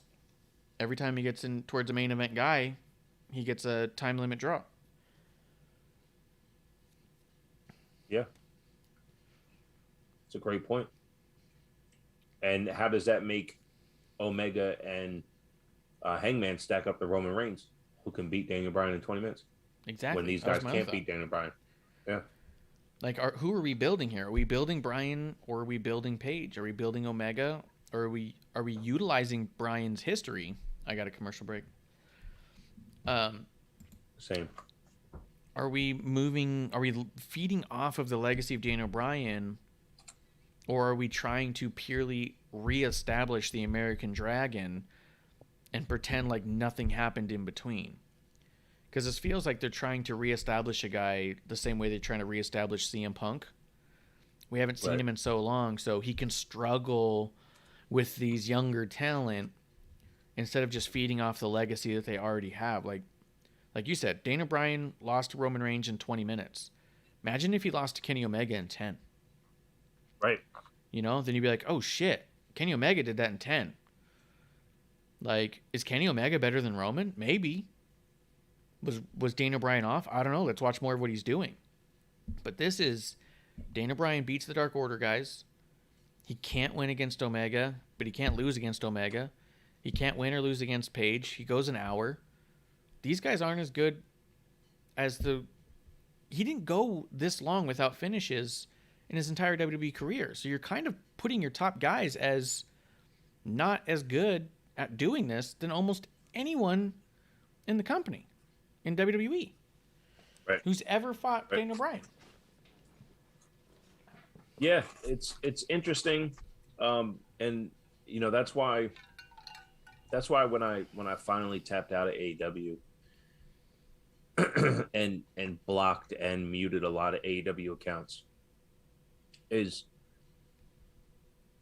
because they both have ropes and four corners does not make them both the same thing. Yeah. They are absolutely not the same thing. There are two different things going on, and to compare them to each other, AEW to WWE, there's no way. There's absolutely no way to watch WWE the way you watch AEW, and there's no way to watch AEW the way you watch WWE. I mean, we're watching this match right now, and we're recognizing the talent, but we have a WWE lens on. Yes. And for me, this match doesn't fit the bill. Like it's solid. They're doing good shit, but it's, you know, the story they're telling is a battle of will, right? Who's going to overcome who? That's it. Daniel Bryan got flipped over after his knee being attacked, and then he sold the knee. And I was like, fucking right. You sold the knee. Somebody sold something in this match 35 minutes in, you know? So to watch this as an AEW person, I can see how they absolutely love it because it's exciting stuff for an hour where I'm like, what's the progression? What's the difference in the first 5 minutes of the match to this, 5 minutes from 40 to 45? What's the difference? Honestly, there is no difference because one thing finally got sold and it's not the thing that was worked on early on. Yeah. And that's just it too. If they were working on Hangman's shoulder and knees throughout this, he's having no difficulty lifting up Daniel Bryan. He's having no difficulty jumping up or resting on a knee or climbing. There's no selling of the limb until it comes up. Like if Daniel Bryan were to hit his shoulder again, he'd go, oh yeah, my shoulder's hurt. Right. But he's not even like, some of the selling I've seen that I've really liked on something like this where they work that shoulder so much. When he throws one of those elbows, I wish he grabbed his arm afterwards. Like, fuck, that hurt me more than I thought it would. Or shake it. Yeah, or just shake it. Yeah. Yeah. God, get some feeling back in that arm, Right. But they're not. It's just watching it 40 minutes in and 10 minutes in, you really can't see a difference or wear on either guy. And at first I thought that would be cool. I saw someone tweet out saying like, oh man, they've been going for 40 minutes and neither guy looks winded. And I was like, oh, that's cool. Maybe they're really highlighting some stuff here. But as I watch it, it comes off not like two people with... It comes off as two people with great cardio, not two people who've been in a fight. Right. So it's almost like a... Go ahead. I don't know if you watch much boxing, but the lower weight guys were like 128 pounds or 130 pounds. There's not a lot of knockouts. It's because there's not a lot of power. And there's a lot of... They go to the 12th round a lot. And they never look tired because they're just pockets of energy that just go, and go. And that's, is reminiscent of this, even though this is, I mean, this is more impactful than that, and they are starting to wear down, which is good. But honestly, that was a lot of what I heard on Twitter too, or read on Twitter last night, was that, oh man, they're wrestling like this is going to go the whole hour. And when it's that predictable, can it be great? Aren't you supposed to be suspension of disbelief?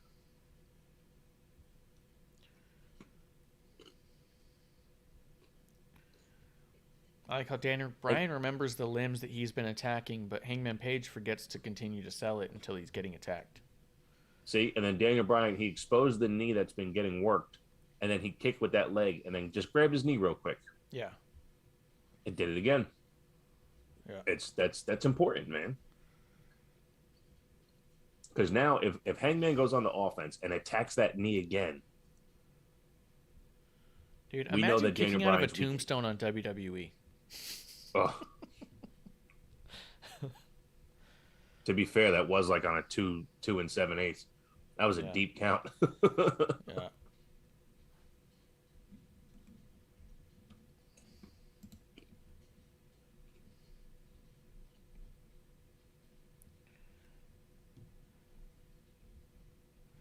Although I don't completely subscribe to it, I've heard people talk about how in cases like that it undermines Undertaker's move.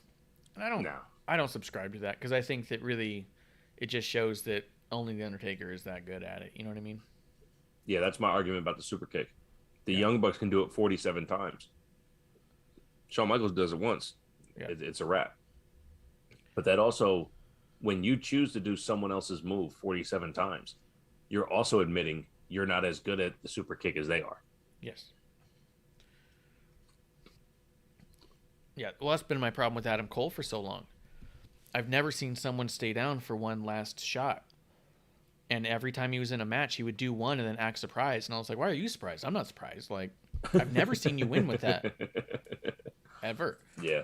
You know, so it's like you come off looking like an idiot because you've decided that you want to be so competitive that people kick out of the first one and you're shocked. But it's kind of the point where it's like, no, you need 2 or 3 of those, dude. Like, you can't do it with one. You've never done it with one. You're not that good at that move. You have to do it a couple times. You're not very impactful. Right. Unfortunately, your entire body weight behind your knee is not very much weight, is what you've shown me. You're neither fast enough nor heavy enough to make that work.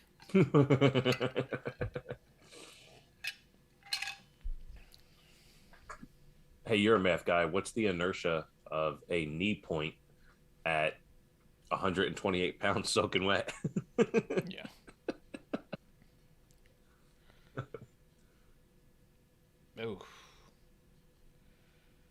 Oh, nice.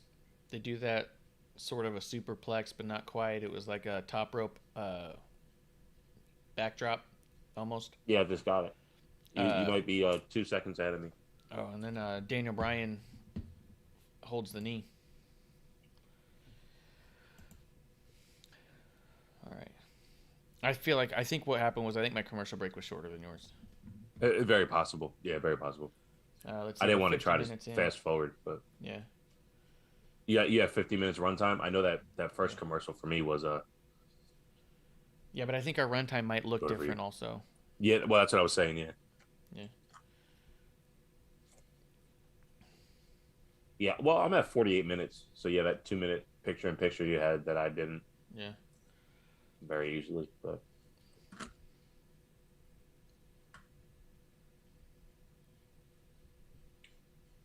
Honestly, I think your perspective on the Kenny Bryan Danielson match, would hold true here too, right? Get rid of the first half, give me the second half, and you have honestly a better match because you're not wasting as much time. Yeah.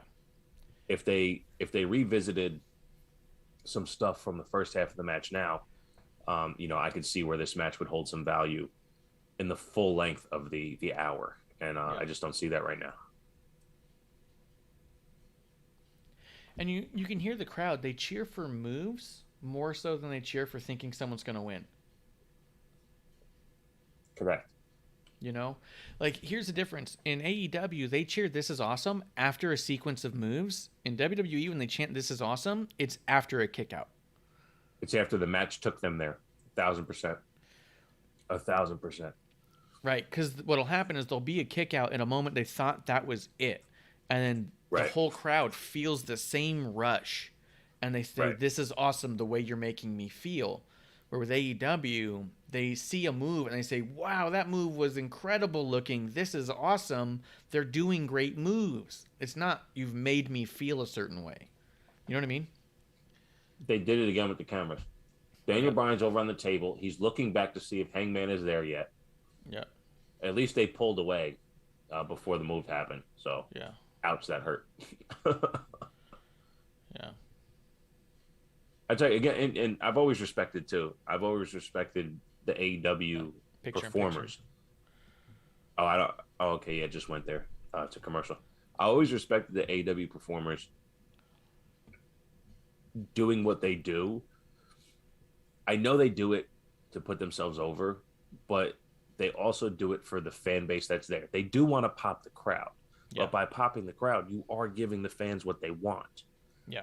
The reason why I fucked with someone like me is that it's not what I want. Like that spot right there could have easily been a drop toe hold into the table.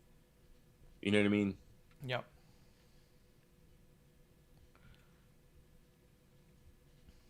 Yeah.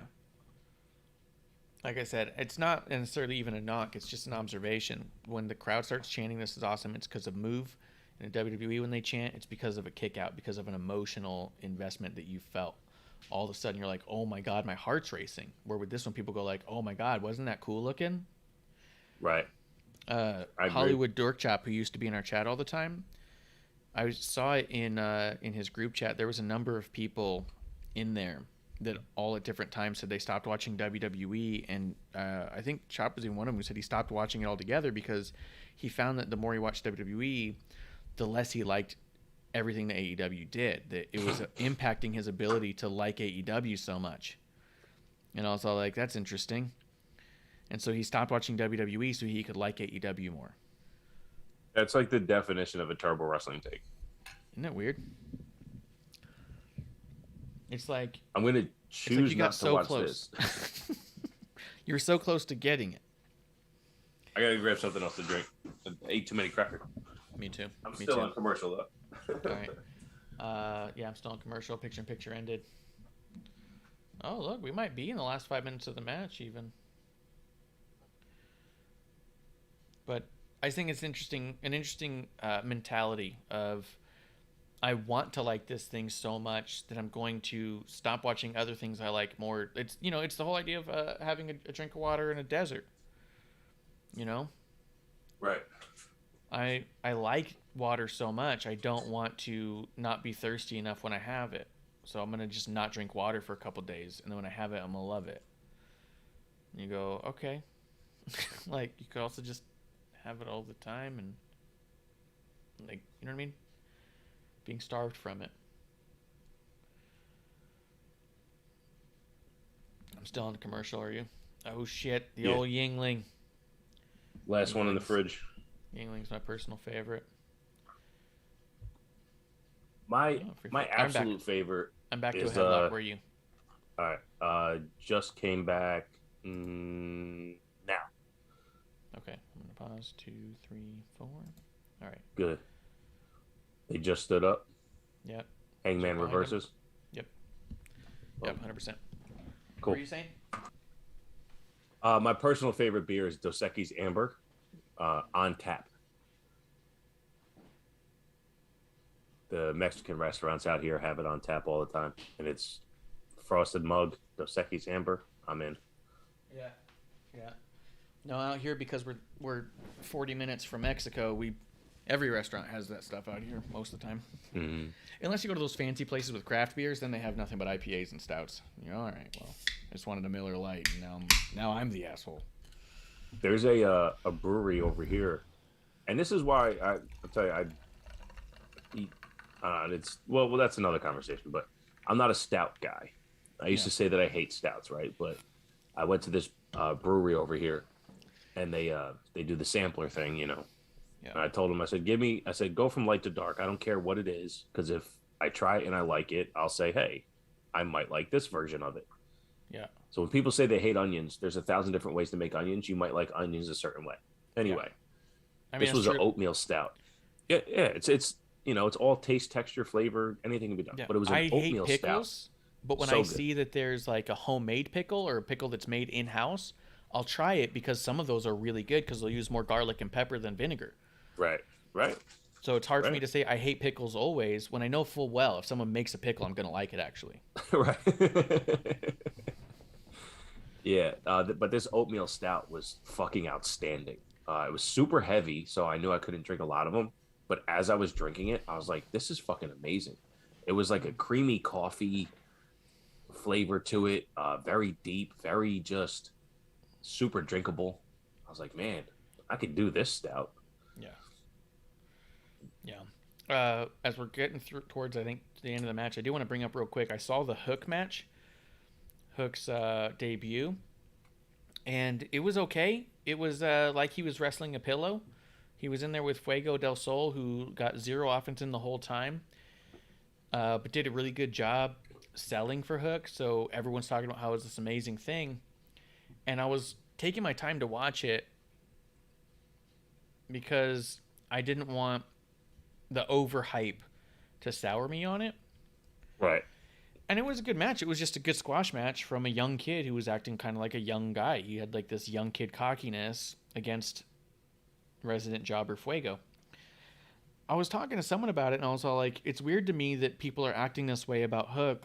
Like it's this amazing thing. And it was good. People are like, is there literally any better debut in the history of wrestling than Hook?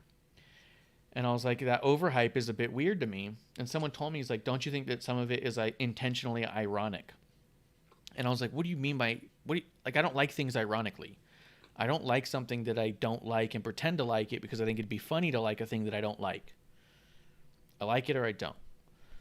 Right. So the idea of the overhype being ironic, when I really thought about it, how funny is that to come from a crowd like this that was so mad when Miro said in an interview that Vince McMahon told him that he didn't think the crowd actually liked him when they were chanting Rusev Day. He said they're only doing that ironically. And everyone said fans don't do that. But now here's this hyped up dude that everyone's going like, yeah, it's great because it's ironic. And I'm all like, It's what? fucking hysterical. I was like, this is you proved Vince right again. Vince That's is a genius. hysterical. And it's not to that it be was a fair bad in that debut. example, no, for sure. To piggyback off your example though, we weren't chanting Rusev Day ironically. That No. shit was awesome. Rusev Yes. Day was fucking over. Great. That shit Exactly. was awesome. So 100%. Vince was wrong on that, but he wasn't wrong that fans cheer ironically. Yes, exactly.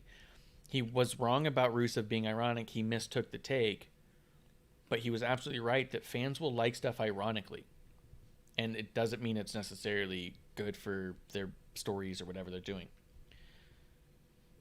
And here's the thing. We've seen it burn out, right? Yeah. Seth Rollins' Universal title run.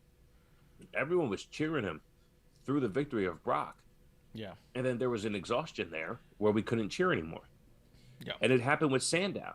When he was doing Mizdow, I got in at that time. And then he had that moment at WrestleMania in the Battle Royal. Oh no, those are ironic. No, that was natural. We were behind him because Miz was that great at being a bad guy, and Mizdow was that great at doing his job. Yeah. Had he beat Miz for the Intercontinental title or something like that, the moment would have been at a crescendo. Yeah. And then 3 weeks later, it would have been all said and done. No more, no muss, no fuss. Thank you for the great story. Hey, Aaron Stevens, try to do it again. You know what I mean? Sort of like Zack Ryder. Yeah. He still talks positively about that win. And even said, someone talked about how shitty it was that he won and lost it the next day. He said the fact that he lost it the next day made it that much more powerful in the win. That the win was even better. You know what I mean? Yeah, that was an incredible moment, too. Yeah. I think that's the one I thought Cody was going to win. You know what's a little weird? These near falls they're doing here in the end are all moves they've already done in the match. Yeah. Yep. They've done a bunch of these moves already, and now they're getting near falls on them, and people are like, And "Oh whatever my God." that reverse stunner is, looks like shit. A reverse tombstone, it looks Yeah. like shit. It looks pretty bad, yeah. I wasn't gonna say it, but yeah. I'll do it. It sounds cooler than it looks, yeah. And we'll talk about it in a bit, but there's a finishing move on NXT 2.0 when we get there that also sounds cooler than it actually looks. I was breaking it down today with producer frame by frame on why this finish is frustrating to me. Okay. I'm here for it. Yeah. So are they going to put a timer on the TV or something? Because I'm not listening to commentary. They're not, and I am listening to the commentary, and they're not talking about how much time is left. Oh, Page is actually really bad at that move that Daniel Bryan's really good at. That's crazy. Why would you do that? Hey, I'll do your thing, but I'll do it so bad it makes the whole thing look phony. It'll be great. A great moment. I honestly don't like it when Daniel Bryan does it either. Daniel Bryan makes it look brutal, though. Daniel Bryan and Pete Dunne both. Pete Dunne does it in a way where I was like, how are they fucking allowed to do this? Yeah. Yeah.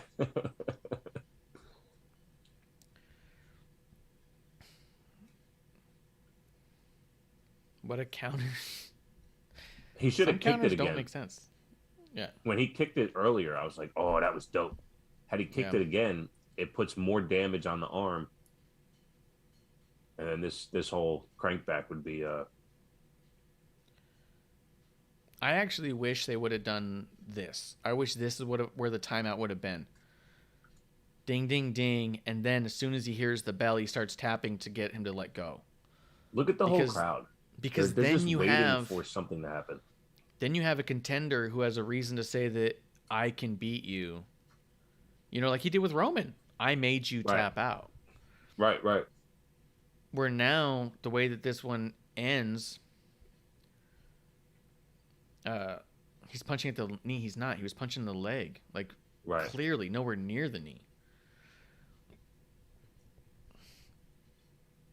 Justin Time says there's only one time the commentary brings up that time is running out. I haven't heard over the intercom either, because sometimes you can hear the house noise. I haven't heard them go 2 minutes remaining.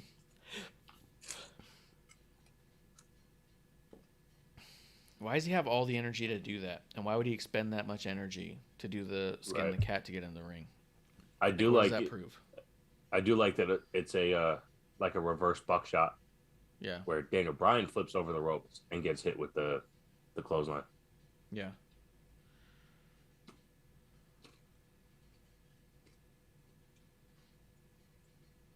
Daniel Bryan's gonna break his fucking neck in this company. Jesus Christ. Yeah, he is. You saw how he sold that inside out? He landed right on his fucking ear. Yep. The crowd's booing. Why did they ring the bell? Yeah. As Okay, I don't have the body as one. Daniel Bryan is rolling away, the bell rings. Nice. The crowd's booing like crazy. Because here's the deal. Go ahead. Go ahead. Well, go ahead. Oh my god. All right. So the issue with the finish is that not only did you have a non-finish, but you also had like a flat non-finish. It wasn't like Daniel Bryan has him in the thing and the time runs out and it's just not enough time. It wasn't like Hangman Page. They're throwing them waters. They're handing them both waters. It wasn't like that he got hit by the buckshot and Hangman Page is moving slowly to get the pin and runs out of time as he's getting close and Daniel Bryan's laying there dead. Daniel Bryan was rolling away. Right. No one was closer to victory here. So it wasn't like you could say, oh, if only Hangman Page had 3 more seconds. If only Daniel Bryan had 6 more seconds. Right. And that's I'll give them this. Not once watching it did I feel something wasn't happening, right? Like I'm watching it go. Yes, they slow played it. That's fine. But if they said this is an Iron Man match and it went to a draw after an hour, that's different. Yeah. I didn't know. We know they went to an hour because it happened yesterday. But if this was happening last night, you know what I would have done if I was watching live last night? I would have turned off, went to the Masked Singer. I would have went back in closer to the hour mark, the same way people do at basketball games, where they watch the last 5 minutes of the game because that's when the most action happens. And that's what happened here. It was decent. There was nothing wrong with it, except for it was too long. If it was 30 minutes, it would have been a really awesome 30-minute match.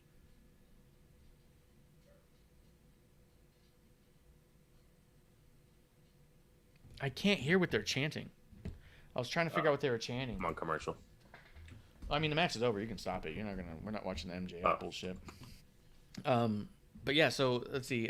Just Time says, I believe it was Excalibur that said it, and I think it was when there was like 3 minutes remaining. Yeah, they're not putting over the time enough. There was no sense of urgency. Again, not a bad match. I'm not saying it's a bad match, but as I put together my end of the year match of the year contenders, this one's not going to make it. It was a really good match. Maybe it was one of the best matches on AEW all year, for sure. It might be the best Hangman Page match that we've seen. I'll give him that. I like this match more than I've seen of the last 5 or 6 matches I saw of Page. I didn't watch his match with Kenny. I didn't really care. But that's what it was. Jeremy in Time says the crowd was chanting 5 more minutes. Yeah. Just chanting 5 more minutes. But again, it was a flat finish because no one was closer to winning. If they had it in the... I mean, because imagine this. You have Daniel Bryan in the yes lock, doing the yes lock. The bell rings, and then Page starts tapping to get his hands off. Was he tapping out or trying to get out? Was he tapping out, trying to get out? I don't know. Right. 5 more minutes, 5 more minutes. And Daniel Bryan says, he's tapping. And he's like just reaching at whatever he can. And then you give him the 5 more minutes, and then Hangman Page gets a clean buckshot and the pin. Now it's, if they didn't do the time limit, would Daniel Bryan have won? But since they restarted the match, now Page won. You know what I mean? Like, then you have a pretty compelling ending of, like, not even going to 5 minutes. They go a minute longer. You know what I mean? Then it's like, holy shit, Page won, but he probably lost a minute before that. You know? Yeah, the drama at the end. Yeah, the drama at the end wasn't there. I mean, when they did show the replay, Page was crawling after Bryan. But Bryan rolling to the ropes already showed you he was putting himself in position to have an out when pinned. Yep. He was already let me roll to the ropes in case I get pinned. Oh, he's pinning me. I get to grab the rope, put my foot up, all that. So he had outs. Putting himself in that position just, it proves that the match wasn't going to end anytime soon. Yes. And that was part of the narrative last night, too, is that, if they just had another... No, it didn't look like that at all. And honestly, to be fair to that point, they were getting thrown water after the 60-minute mark. Could they have really gone further? They know they don't have to look fresh, but there's an in-between there.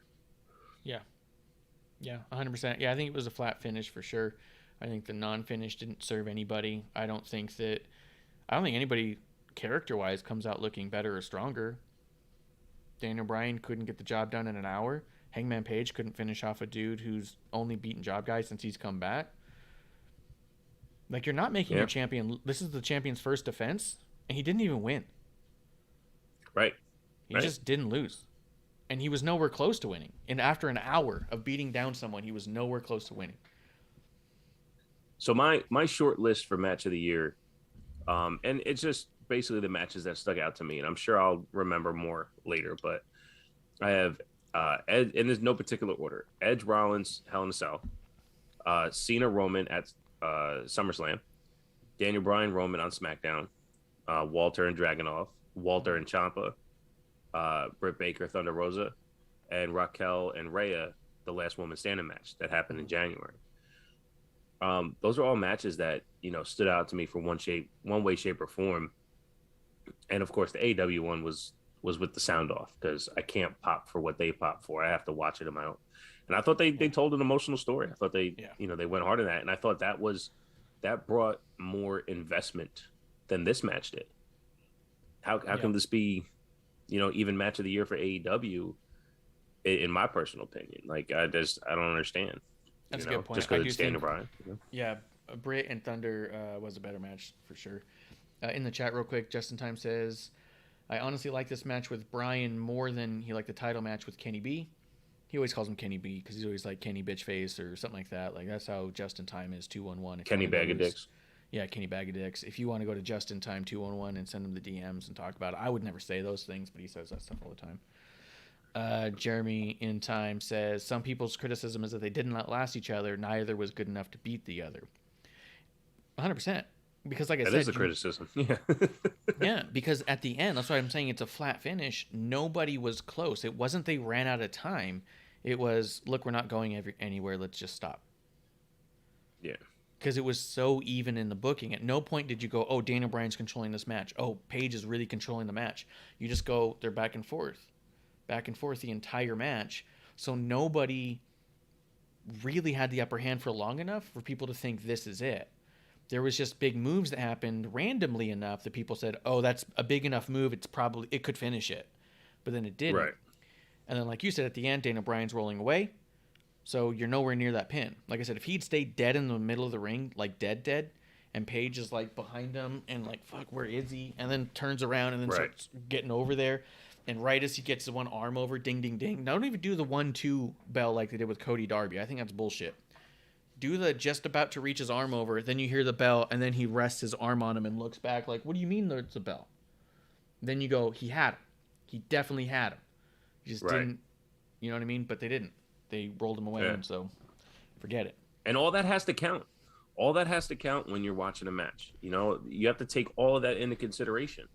And you can't, I mean, look, again, terrible wrestling takes for a reason, right? It's all subjective. It is what it is. But for me, when I'm watching what's on TV, I cannot fill in the blanks with what is not on TV. So if the emotional investment isn't there because of what they're portraying, then I can't decide to do that. I can't say that, oh, well, no, 30 seconds later it was going to happen. No, because they just showed you. Daniel Bryan was going to go to the ropes anyway. He was going to be right there. Yeah. You know, and then even afterwards, like you said, they're throwing water bottles in the ring. They're gassed. They got nothing left. So what's another, let's say they went 5 more minutes like the crowd wanted. What, they're going to stand there and hunched over and their heads are going to bang together and they're going to throw a flailing punch and throw a flailing punch? Yeah. No, 100%. You know what movie, or you know what match I thought had more emotional investment, top to bottom? If you remember SummerSlam, Becky versus Bianca. Yeah. Absolutely. 26 seconds of absolute emotion. Yep. Justin Time says the version of Kenny we got when he was champion was a bag of dicks. Fuck it, I'll say it. But that's that. We watched it. It's a good match. Got good people. It was an exhibition. It didn't feel like a championship match. Nobody was even close to winning. So it was like I said before, inconsequential. It was just a match that happened. So I mean, fun, but yeah. When I think of best Bryan moments of the year, I'm jumping to Roman Bryan before that in a heartbeat. So right after the Kenny Bryan one, did you hear when I had to watch along with Clump? I believe so. Yeah. I had Clump sit down and watch Bryan's and Roman on SmackDown. And at the end of it, I was like, all right, in your personal opinion, having watched both, like, which one did you like more? And he was like, oh, this one for sure. He's like, that's not even like a question. Like, and he's a huge Kenny Omega guy. He's got several. He's got like 3 or 4 Kenny Omega shirts. He's got no Roman shirts. So it's like, you know, people I think just want to shit on things for the sake of it. I'm probably no different. Let's talk, while we still got a little bit of time, NXT 2.0. You had a take on the 2.0 in general that I thought you might want to start talking about before we get into like the people of it. Because I'm not going to go moment by moment, minute by minute. So I want you to talk about highlights, things you're liking, even NXT overall. Well, yeah, I think NXT 2.0 and overall is just doing an outstanding job. That it was actually my main good cop moment on that good cop bad cop episode that I did, is that, you know, I don't relish in the fact that I'm right, but when I relish in my own ability to recognize what I see on TV, because that's why I do the show. That's why I have my own takes. From episode 1, not of this show, but of NXT 2.0, it seemed glaring to me that it was veteran, new guy, learning on TV? Is there going to be progression week to week? And that's all I was expecting to see. And I saw it, and I see it, and I see it, and I see it. There's nothing wrong with that. The problem people are having is that they're going, well, this isn't Black and Gold. And they think it's bad because of that. Instead of saying, this is 2.0, let me watch 2.0. You can't watch 2.0 and expect Black and Gold. That's your fault. Again, you can't watch what's not on TV. Watch what is on TV. Now, if you don't like watching training on TV and character growth in the overall, by all means, don't watch. But don't say it's not good because it's not Black and Gold. No, it's completely different than Black and Gold. This is a new form of watching wrestling on TV. And I absolutely enjoy it. I have a great time watching because, again, there's characters like Joe Gacy, characters like Duke Hudson, a character like Tony D'Angelo, where they start out one week and you have an opinion. And then week after week after week, the character changes to a form that's more palatable on TV. That's developmental. When it was Black and Gold and people were going, oh, this is fucking developmental on TV, it never was. It was finished characters. Black and Gold was finished characters. That's why none of them are there anymore. That's why Adam Cole and Karrion Kross and Keith Lee, they're not there anymore. They were finished characters with no room to grow. These guys are all room to grow. And that's my biggest reason for enjoying NXT 2.0 is I get to watch the growth. Yeah, for sure. I think, well, like, I'm in a weird spot where I did not like Black and Gold very often. Like, the highlights for Peoples in Black and Gold were not my highlights. Like, I loved certain characters in it, and I still try to gravitate to that in NXT 2.0, liking the characters that I like. But I'm finding that more of these characters I dislike than like at this point. Like, a lot of them are so inauthentic and cartoonish. They may be original or interesting in an aspect, but like take Lash Legend, for example. The first time I saw her, I was like, this is interesting, this is unique, let's see what they do.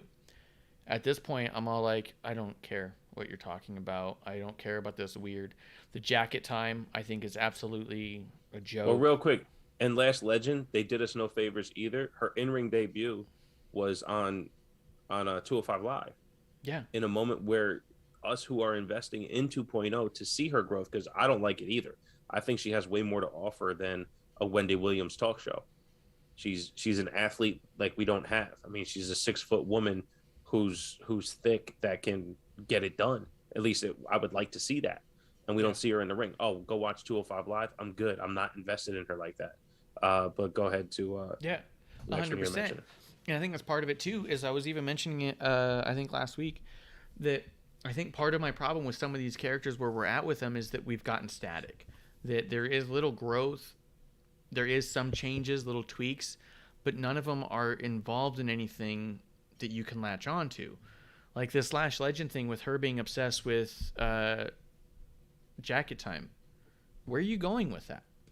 Right. What are we going to get into a match with them? Like, is she going to start managing them? Like, I don't understand. Like, I don't have any investment in her being obsessed with those characters. And her being obsessed with those characters doesn't make me like those characters. And the fact those characters are kind of a joke makes me feel like she's making fun of them by pretending to like them. You know what I mean? No, I agree. Yeah, that's one I can't defend because you're absolutely right. And it's not all hits. I love Kushida Harlan. was a big reason. Yeah, Kushida was a big reason why I watched NXT Black and Gold. And on 2.0, he's being put in a position to get Ike Manjiro up, but then they give him that bullshit vignette where he stuffs his face and he takes your shit. I'm like, what is this? Yeah.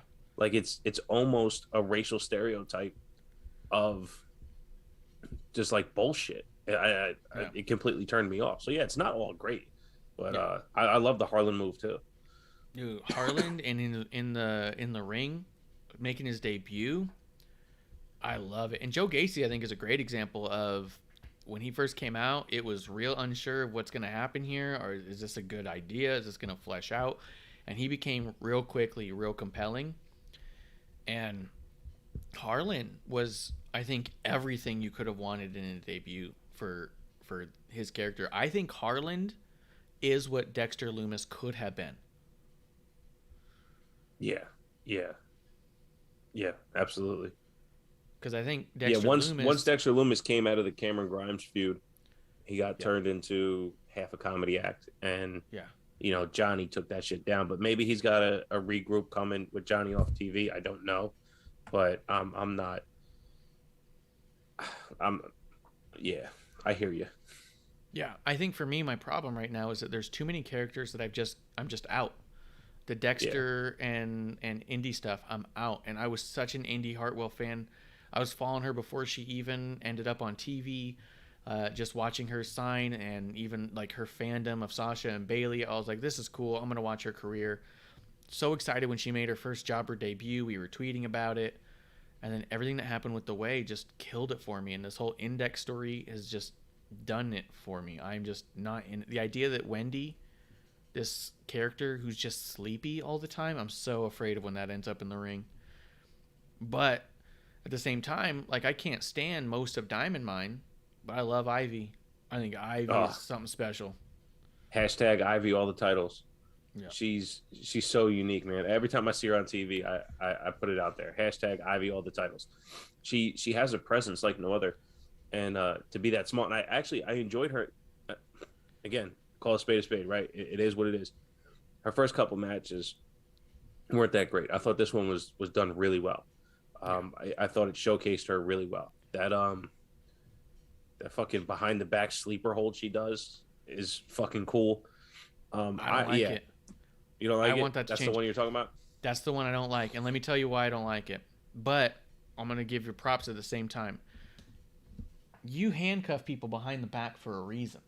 Because it's really easy to take control of their entire body once their arm is behind their back. So she's put herself in a really precarious position already. She has them headlocked in such a way that her arm comes across their neck here.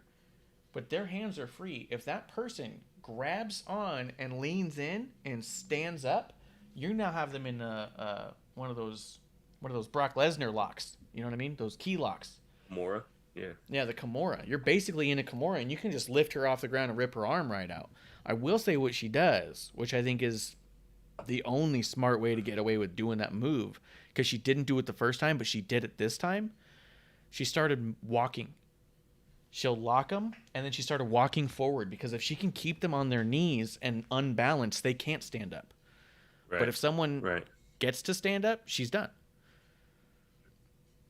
So that's the only reason I don't like it, is it puts her in too much. She's too close to peril in doing it. No, it's fair. That's fair. And I love maybe it'll change, walking. maybe it won't. But yeah, no, I really enjoy it. Honestly, I think because Roddy's someone who I'm not a fan of. I'm not a fan of Roderick Strong. I don't like his wrestling style. But I get it, right? He's clean. He's clean like a Drew Gulak, right? But there's a charisma that's usually not attached with those guys, and I find that to be the case. But with Bivens doing the mic work, there's a credibility by those characters just performing that, okay, it's not our job to talk, it's our job to whoop ass. And they do that.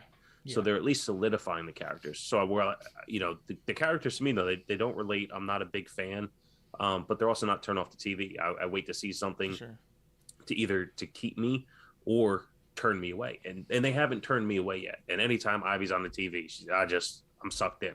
No one looks like her. It's great. Yeah.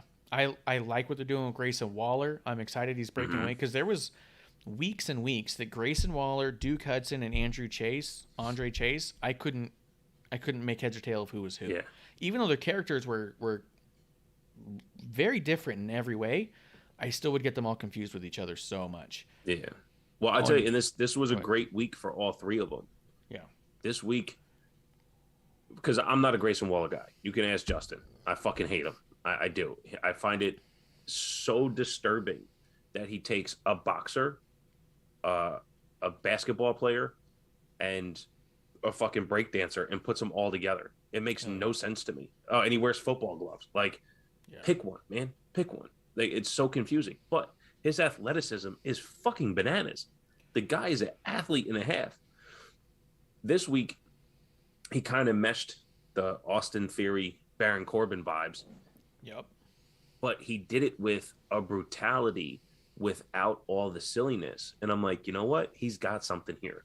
And again, that's what 2.0 is. I'm completely out from pre-war games, war games, and everything before on Grayson Waller. I just did not like any of it except for his athleticism. From war games on, they gave him LA Knight to shit on him week 1.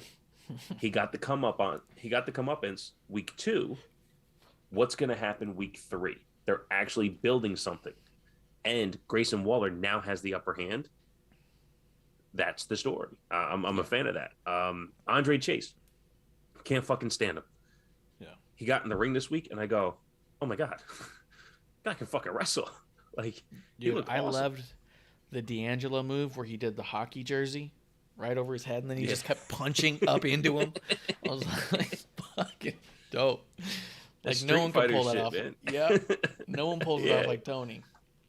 Yeah, Tony D'Angelo's a gem, man. I was saying this the other day. I don't remember if it was my show or a guest appearance, but I don't know if Tony D'Angelo is going to be this character the rest of his career. I don't know. But what I do know is what he has done from NXT 2.0 episode 1 to today is get you to invest in his character and absolutely appreciate his ring work. Yeah. That's half the main roster can't do that. Yeah. You know, it took how many different characters did Baron Corbin need before people go, man, this guy's really fucking good. You know, but I fucking hate him. Yeah. You know, what was it? The Not Until King Corbin or Constable? I think Constable was his first chance at people going, you know what? He's actually pretty fucking good. No, I know Kev was in on him way early because he was a former Cardinal. I know to be fair, I liked him in NXT. I'm just speaking for people who Yeah. don't have my particular take. I did like him in NXT. I've said this a ton of times on my show. From being a Golden Gloves boxer and being a former offensive lineman, when it comes to watching him on TV, he knows where his feet are supposed to be. He knows where his hands are supposed to be in real combat situations. So when people discredit his wrestling, you also aren't realizing he knows exactly where to be in the ring. He knows exactly where to be on the person next to him. That's important because it's a give and take. Yeah. No, he's tremendous. I think he's so good. Let's see. Who else was in the... What else do we have there? Justin Time says, Bishop hates him, but I love Grayson Waller. Loved his in-ring, and now he's got himself an intriguing character. Yeah. I mean, Grayson Waller turned babyface last week, as far as I could tell. The week before last. Two episodes ago. Because of Johnny. Yeah, once he beat the shit out of Gargano, we just started cheering. We're screaming. We're, thank you, Grayson. You know what I mean? Like, we're doing it. Yeah, but now up. he beat up LA Knight. What are you gonna do? It's conflicting. Yeah. I think that he's having a crisis of conscience. He can't figure out where he is because it's like, look, you beat up Gargano, and then now you're trying to be a bad guy all of a sudden. Like, it was really weird. Like, you do such a babyface thing, and then now you're doing bad guy stuff. Like, it doesn't make sense. It's not 1-on-1, So maybe that's part of the development of it. We'll see how it goes. So you told me earlier today that you're out on Cameron Grimes, Duke Hudson. Yeah, I'm just not interested. Why? Okay. I'm just Nothing not about it. Nothing about it is at all compelling. I think also the idea of having a no holds barred street fight match where, for one, you pull out a folding poker table, real fucking cute, like the fuck. But you had the hair versus hair match. That's typically the blow off. That was it. That was the big match. And then to be like, Right. And now for the final match. You're like, what are you you've already fucking shamed this guy several times. How many times you got to do it? And then he did it again. And you're like, why are we just beating the shit out of Duke Hudson? Well, you know why. Because he didn't show us the bald head. That's why. You had to have no holds barred so he can get the wig off. Because if not, you can't pull hair in a match. But then you only had a wig for a week. Yeah. You could have had the wig for weeks and built up to seeing his exposed head. That's not the payoff. It'd be a payoff for someone else. Like, Cameron moves on. You have someone else come in and be like, no. But then he doesn't win. Then Grimes doesn't win. Grimes already won. No, he does. The payoff is the bald head. Grimes has to expose the bald head. How long do you want that to go on for? Months. But Grimes already won. He already won and made him shave his head. He's moved on. Whether or not that guy wants to be an idiot or not, whatever. I'm moving on. Bigger, better things. Let that bald guy do it and have someone else pop up. Even somebody like an LA Knight being like, no, I thought this was going to be real funny and you're short and changing me. And have them build up to where he's pulling on his hair and shit. You know what I mean? I'm not saying it's got to be LA, but you can have someone else have a whole story with exposing the bald head as opposed to just beating the dead horse. You just beat fucking Duke Hudson into the ground. In the PG era, you can't expose the bald head. You know what I mean? Yeah, you can. Oh, yeah. Show the eggs. Yeah. Again, Duke Hudson's another one I was out on early. And there was something wrong with his look the whole time. And then for some reason, when the wig came off, I looked at him, I go, is that all it was? Fucker needed a shaved head for him to look like an actual person to me? Because he always looked fucking weird. But yeah. I don't know. I haven't liked any of the Cameron Grimes Hudson stuff at all. Yeah. And I feel like it's such a downgrade after the LA Knight $1 Million Championship story.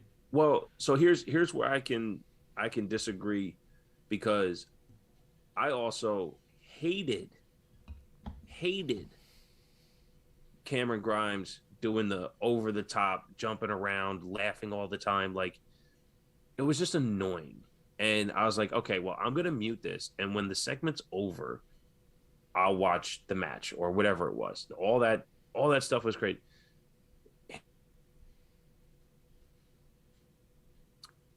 So here's what it did for me. This is exactly what the feud did for me. And I'm sure you'll see where I'm coming from. What I hated about Duke Hudson was his arrogance, his cockiness, right? So he's sitting behind a poker table, and Cameron Grimes doesn't know what he's doing, and he's getting made fun of. And then all of a sudden, he plays Duke Hudson. Duke Hudson is now humble through losing at poker. Cameron Grimes loses the beard and the hair. He now has to get serious so he doesn't lose the rest of it. So the cockiness is now humbled. I hated. Now I'm appreciating. The over laughy bullshit not being serious from Grimes is now taken away. He's now more serious. And I'm like, oh, I can actually watch these guys now. So because they made those twists in their characters, I was pulled in more. I actually enjoyed what I was able to see because I didn't like who their characters were before. And again, that's just me. So I know there's more than one person out there that's seen it that way. But for someone like you, it pulls you out. I completely understand too. But again, when you're looking at 2.0, you have a veteran building a young guy. This is actually the only one where the veteran got upper hand on the young guy. Yeah, I noticed that too, which also made me wonder what's happening with Cameron. I do think that Cameron Grimes could fit on the main roster in the same fashion as a Sami Zayn. Although I think that Sami Zayn is deceptively big. I think people don't realize that he's a pretty big guy. I think even Baron Corbin, I don't think people understand how big Corbin is. Corbin's a giant. Yeah. He's an absolute monster. When I was we were at Rumble, we were in a bar at the same place, and his head was above almost everyone he was standing around. And then I also realized he wasn't standing. He was sitting on a stool in the center. Oh, shit. And he was still, like, his head was still a couple inches above everybody. So when he finally stood up, he was like a head above everyone in the bar. And also there was a bunch of other wrestlers in the bar. And so it was like, fuck, this guy's a giant. And also I loved that he was sitting on the stool because his wife was standing next to him and she was pregnant. And I was like, motherfucker lives the gimmick. Justin Time says, Duke Hudson just isn't interesting in any way. He wasn't as Brendan Vink, and he isn't now. And I think that's what it is that it just feels flat. It feels like we have a very subdued Cameron Grimes, which is fine, but you also have this weird poker playing thing that I don't care about poker, I guess, maybe enough. And then I feel it's like all it was fair. Yeah, I wonder if the overabundance of outside of the ring stories, shots, and antics has watered some of the special off of it. You know what I mean? Well, that's what's happening with MSK for me. Yes. Everything they're doing outside the ring with MSK, I'm like, you can have it. I don't need any of it. How do you lose one match and have to do a full-on deep dive into your soul? I don't understand. And then the way they're acting in them, I'm like, this is fucking stupid. It's weird. I think that they have obviously they have an amazing chemistry together in so many ways. I think they're super charismatic and they are like one of us. And there's no reason why any of us should ever boo them. But they're getting into a territory, like you said, where now you're just one more thing that's happening out of the ring that's goofy, out of a whole slew of other goofy shit that's happening out of the ring. I don't even get to watch you be special. You're a special tag team who does special things in the ring.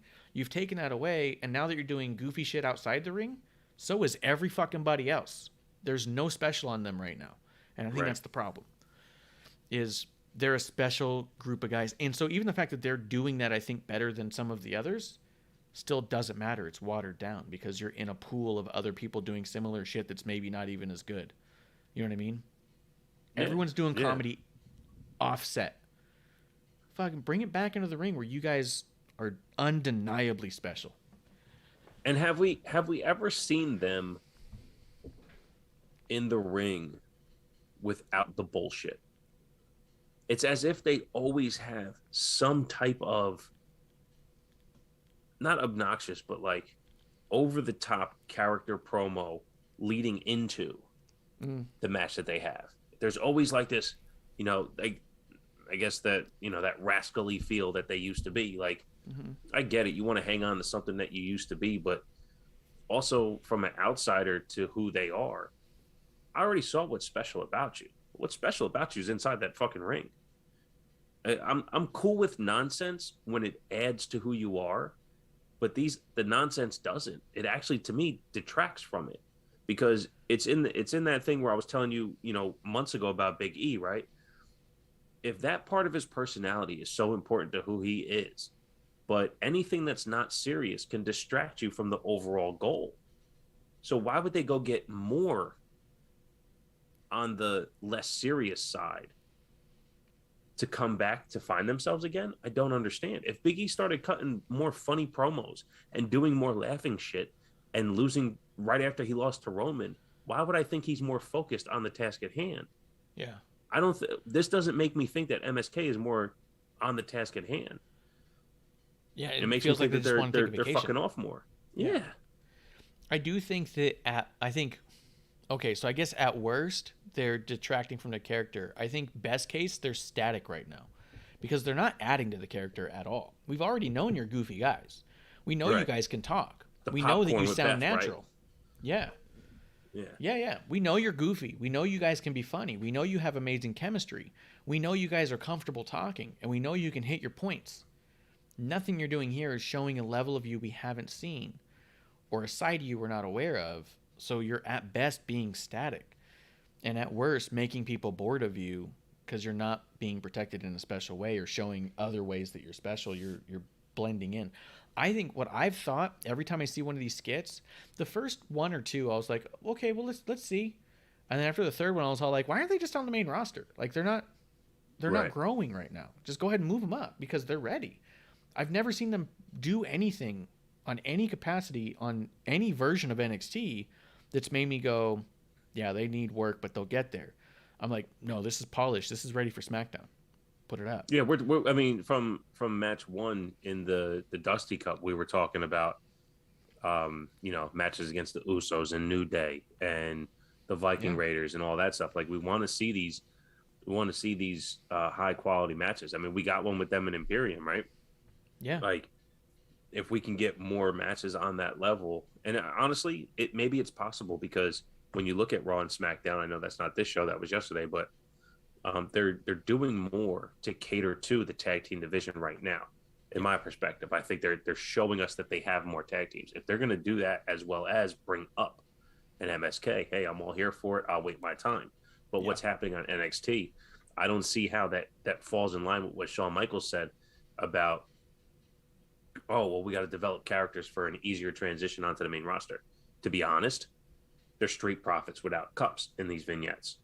They're over the top, acting gregarious for what reason? You know, to be foolish? I'm good. We don't need that.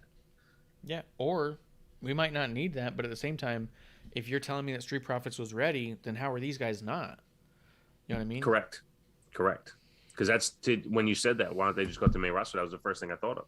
The Street Profits, if I'm not mistaken, they were NXT Tag Team Champions when they were on Raw leading into that WrestleMania pre-pandemic, right? Was that what it was? I think it was. They were hosting the segments, and I enjoyed it, how they were throwing in and out of segments, excuse me, for commercial. Yeah. You know, like, and coming up after the break, we're going to have this and then that and then that. I was like, that's a cool way to change things up a little bit and, Sure. you know, do it again. Yeah, there's no reason why you couldn't do this kind of stuff with MSK. I agree. I think they're absolutely ready, and I think that they're one of those ones. It's like, I don't know why you're down there. I don't know why LA Knight is down there. I don't see him giving anything more to Grayson Waller that Waller doesn't already have. Matter of fact, if I'm WWE, if you put the pencil in my grips, let me choke on the pencil. Whoa. That's, you know, I would say that leave the story where it is. Does LA Knight need to get an upper hand on Waller? Or can Waller just say, I'm here for the likes and the things. How do you like this view? I just knocked the fuck out of LA Knight. We never see LA Knight at NXT again. He pops up in SmackDown. I don't need this shit. I don't need that guy. Let him have it. I'm bigger than him anyways. I'm the $1 million megastar. What am I fucking around here anyhow? Let him go. Let him, I'm not release. I mean, like, let him go to the top. Let him go to the SmackDown. You know, like, I don't think that he stole my car. Stories... I got 3 more. You know? Yeah. Let him have that one. I got a better one. Yeah. There's no reason that story needs to be followed through with. It's not like we're dangling on the edge of our seat because he just didn't get this or that. He's already lost to Waller. Maybe he's like, you know what? I thought I had one over on the kid, but he got one over on me. He already beat me in the other match. I don't want to deal with this anymore. And I think you're right. If you cut it right here, this is the most important Grayson Waller has ever looked right now. If you cut the story right here and you have him take the next step, this is the most important he's ever been. To your point, if LA Knight gets just an ounce of upper hand, you move the story back a little bit, and that's probably not the best bet. So, great point, and why I don't fantasy book. Yeah, this is why I do it. Because, this is the perfect spot. Break it here. And like you said, Grayson Waller has the upper hand, and he looks important, so then he can also always go on, I chased LA Knight out of here. I could chase you out of here. Cool, gives them something to have. I'll send you to SmackDown with the rest of them. Yeah. Yeah. The rest of those jabronis. Was there anything else on NXT that you... what did you think about Ciampa coming out and, like, challenging Braun Breaker? I've always had a bit of an issue with champions making the challenges. Yeah. Like, you work up to me. I agree. Yeah, but it's a main roster thing that happens all the time on the main roster, and I think it's a little unspoken because you're kind of the only one that I know that speaks about it, and I agree with you. It makes the title less important because, I mean, that's the thing that Becky's doing, right? Becky is doing, you have to come take this from me. Yeah. Because that's what important. Not how bad Ciampa wants to get back at Braun Breaker for talking shit. Yes. You know what I mean? If Ciampa stood back and was like, if you really think you can take this off me, blah, blah, not you fuck me over, I'm going to get you back and I'm willing to put my title on the line for it. No, you're interjecting a title into a personal feud. And honestly, that's where the first weakness is, right? Yep. When you know, so that's what I really enjoy about the Becky thing. Roman as well. Yeah. Roman is, this title is more important to me than anything else. I'll even fight my family for it. And that's not seen enough. So, and even, I mean, look, we just watched Hangman and Bryan, and if I'm not mistaken, the original promo that went to that was Bryan basically saying, you ain't shit, dude.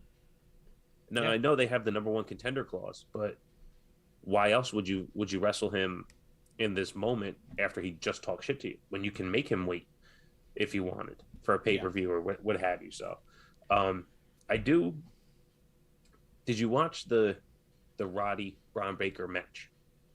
Yes. It was cool. Okay. I thought it was for the title. I didn't. I thought it was you know what? Because I thought the week before they said that Roddy Piper is removing the weight limit, and Roddy Piper. That's funny. Yeah, and I thought that that Mr. Bivens challenged Braun for a reason. I thought it was like, hey, we're willing to put the title on the line, and so I thought it was for the title. I might not have been paying close enough attention. That happens. I was at first really excited and thought, hey, this is gonna be badass. Braun Breaker's gonna walk around with a title. And I thought it was going to rebrand the Cruiserweight Championship. I thought that was a good thing, too, because I thought you don't need the Cruiserweight Championship when you have one person on the 205 official roster if you go to their website. Right. Like, I thought, what a perfect way to do it. I'm raising those limits, have someone as loud as Braun Breaker get it, and then say, it's not the Cruiserweight Championship, and redesign the whole title and rebrand that division. Then have him even forfeit over like Stone Cold Rock style or something down the line. You know what I mean? Like, do something. But I thought, what a perfect time to do it, and then it turns out that's not what happened. But for the match in and of itself, the match was great. Yeah, I absolutely enjoyed the match. I was getting vibes of something special, because I'm trying not to be so hard on Braun Breaker, right? He's 24 years old. He looks like a bajillion dollars.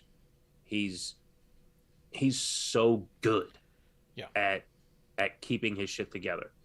And I always get worried about, the perception with the IWC that the character now takes it to their head, right? What I mean by that is the way people thought Roman was, right? They're like, oh, this guy he's just Vince's guy, blah, blah, blah. All that shit that they spun around Roman. I worry that Braun Breaker's character is going to be perceived that way, right? Yeah. That they're not. And when he fell off the rope in the match with Ciampa, I got so worried. But when you watch War Games, and then this match in particular, Braun Breaker was selling his ass off in a manner that wasn't the Keith Lee way, right? Where people were complaining Keith Lee, he's too big to sell that much for that guy. Braun Breaker would get caught by something of a professional from Roddy that wouldn't make Braun look stupid, but if it takes you off your feet and it causes damage, I'm gonna sell that damage. And he wouldn't forget and then oversell later. I was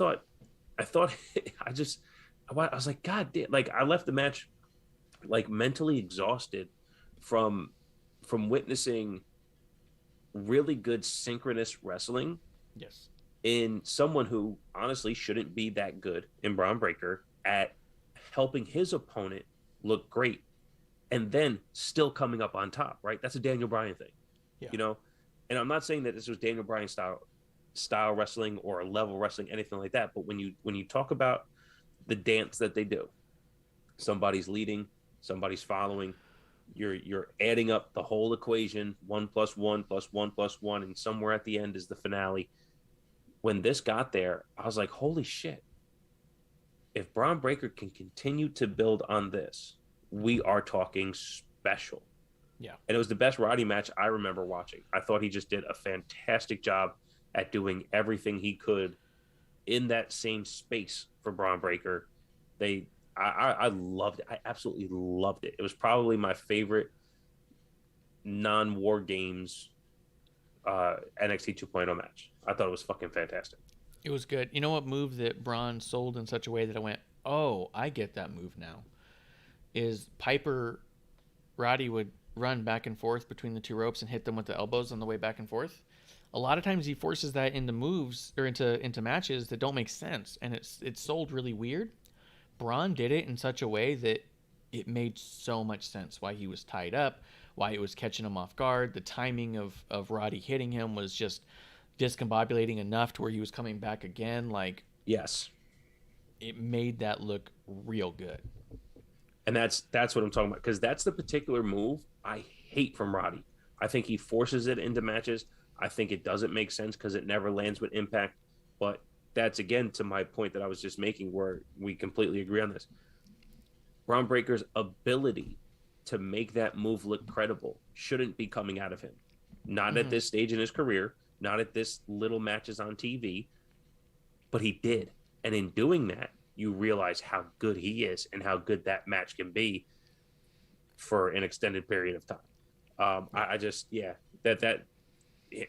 it was an outstanding match. I go back and watch it again to make sure I'm not just overblowing it. But I just, man, it made me want to record right away. But I've been sick for the last couple of days, and I just like, you know what, let me lay off. So again, I appreciate you having me on tonight. But yeah, I'm loving 2.0. Like I said before, it's a choose your own adventure. You get to pick who you want to invest in, and if you're right, you're right. If you're wrong, you're wrong. Um, you know, I guess the last thing we can touch on real quick is the BOA absorbing all of Mei Ying. Do you think it has any legs, or do you think people were too invested in Xia Li to have BOA retain all the powers?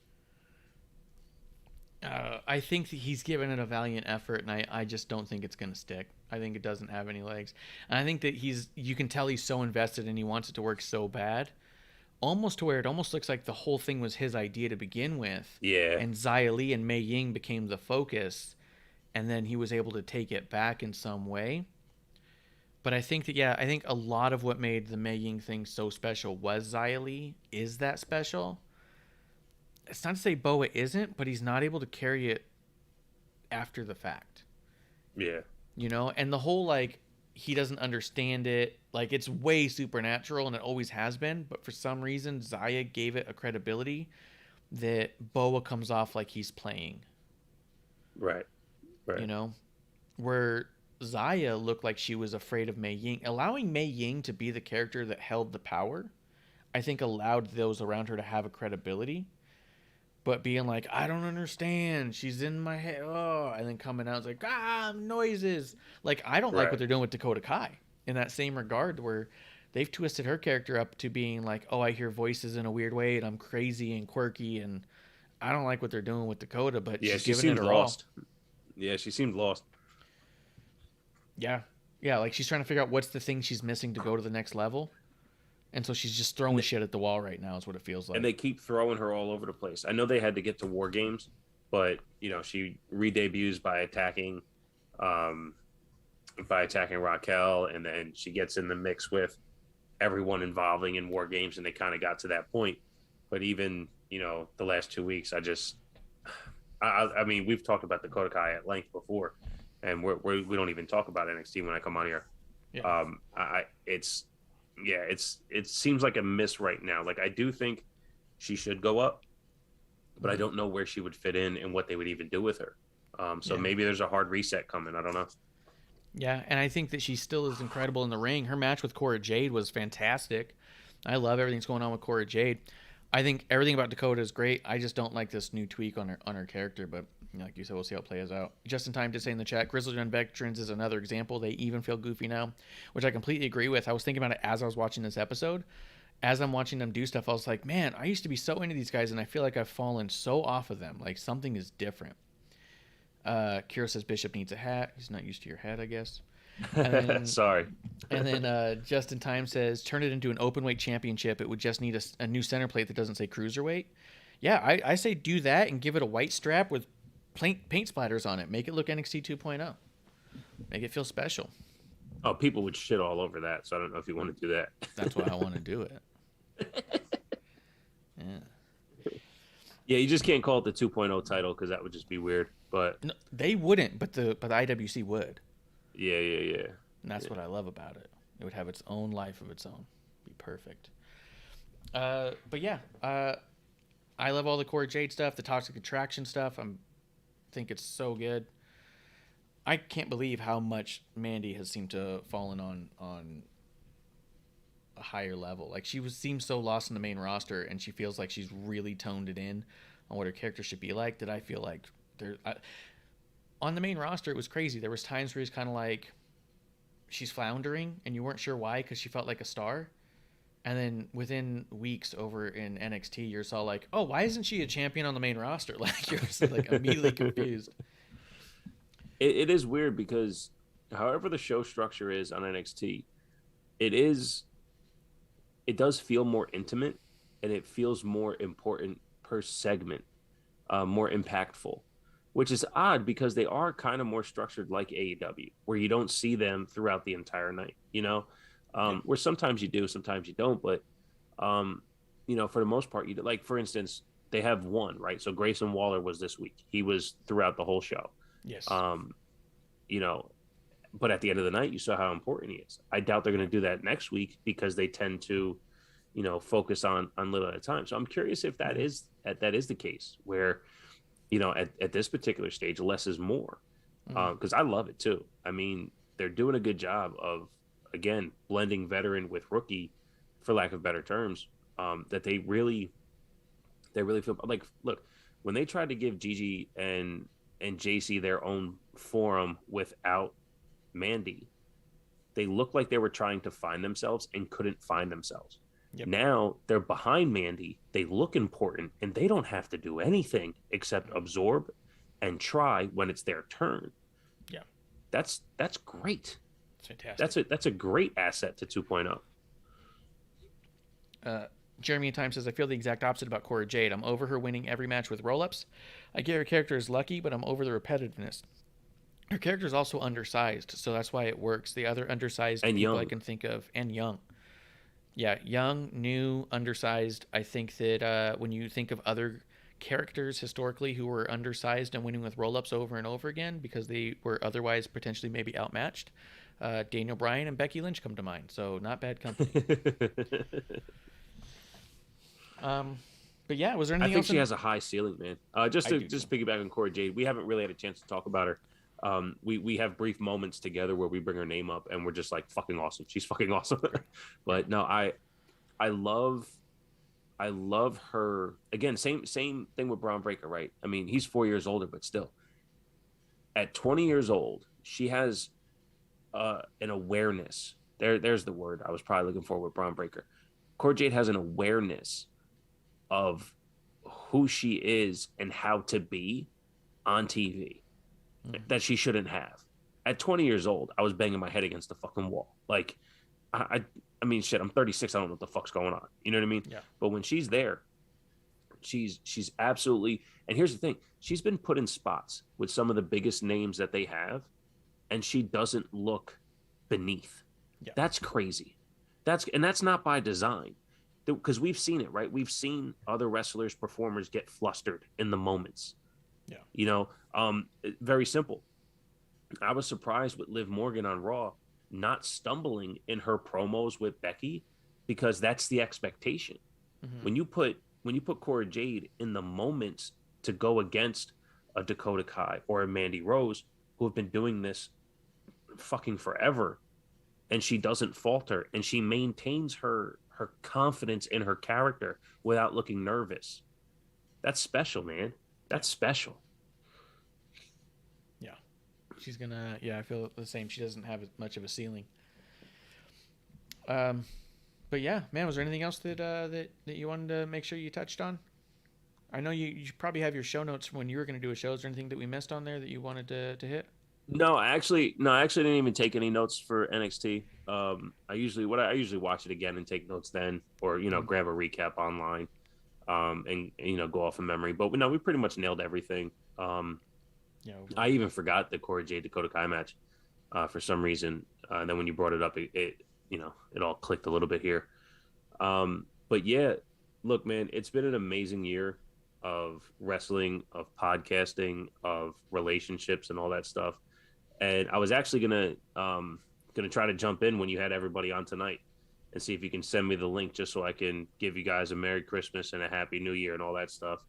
Because the next couple of weeks, they're busy for everybody. And honestly, you haven't seen me in the chat in a couple of weeks either, because at night I just been really busy. So I appreciate you reaching out early enough in the day to where I can come on tonight, do a little chatting on a Thursday for a first time on an episode 1, breaking all these records this year. But dude, I want to let the people know, and I want to tell you to your face, you have been an amazing friend to me this year. You have been a amazing compadre. What is it?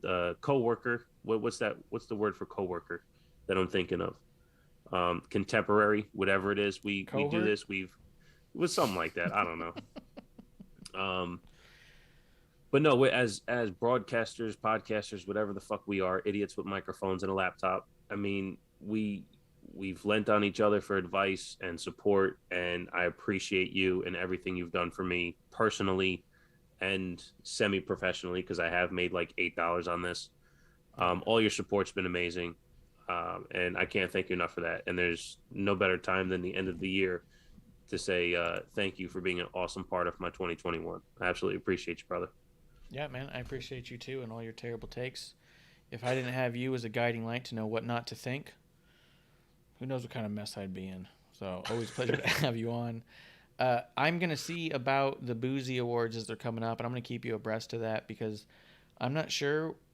I don't have a scheduling issue with the rest of the year like others, so I don't know what it's going to look like the rest of the year, and we'll see what that looks like.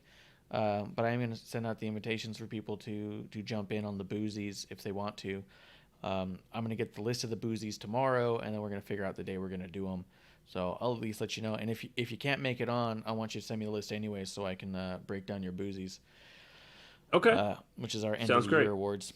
So either way. But yeah, I appreciate you being on, man. I appreciate you reaching out when you did, because you were hounding me to be on the show, and I was like, we're making moves. This new guy wants in. But it just starts with that. It starts with the conversation, right? It's all about the conversation. It's 100% it's about the conversation. Again, Terrible Wrestling Takes podcast. It's Terrible Wrestling Takes, not because I think they are, but it's because the conversation.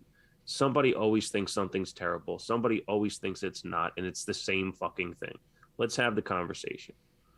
Yeah, absolutely. Miss Amanda Jane popped into the chat. She says, hi, friends. Gave a thumbs up. Just in Time says, love you guys. Hearts from Amanda. Hearts from Grim Reaper. Miss Amanda Jane says, all the love. And she says she'll be around, hopefully, for the Boozies. She said, yay, Justin. It looks like Justin gifted out a sub, and Miss Amanda Jane gifted out a number of subs. So cheers to them for buying a round of drinks for us here in the dive bar of the IWC. But I think until then, I plan to be here next week. We'll find out what happens. Keep abreast. Follow, like, subscribe, do the things. Give us the numbers, the stars, the bells. You can ring my bell. Ring my bell. Because the notification is the bell. You know what I mean? Yes. You get it? Yes, I get it. Yeah. I get it. Yeah. Ring a bell. Guys, thanks again for my drinking buddy Bishop for making the time, squeezing us in with the finesse that he does. You can find him at TW Takes Podcast. You can find t-shirts at twtakespodcast.com/TWTs. Just in Time says Wrestling on the Rocks cover album next year. Man, I've been talking about it more and more too. That might be the year to come out with the cover album of all the wrestling intros as I perfect them every week when I watch Raw and SmackDown. My Bobby Lashley's gotten pretty solid. You're going to like it. That song itself. Guys, I'm at Ref Marsh. Bishop, any final words? At TW Takes Podcast on Twitter, twtakespodcast.com for all audio platforms. Like, subscribe, all that bullshit like you do for everyone else. Oh, yeah. And pick up your coffee at newwave.co, NOOWAVE.co with promo code CHEERS, and buy that coffee before it's too late. Spoiler alert, it's never too late, but you can always get more. Guys, we are at WOTR The Show. This is the dive bar of the IWC, and thank you guys for coming through and having a drink with us. We hope you come back next week right here for a brand new episode 1. Guys, that's last call.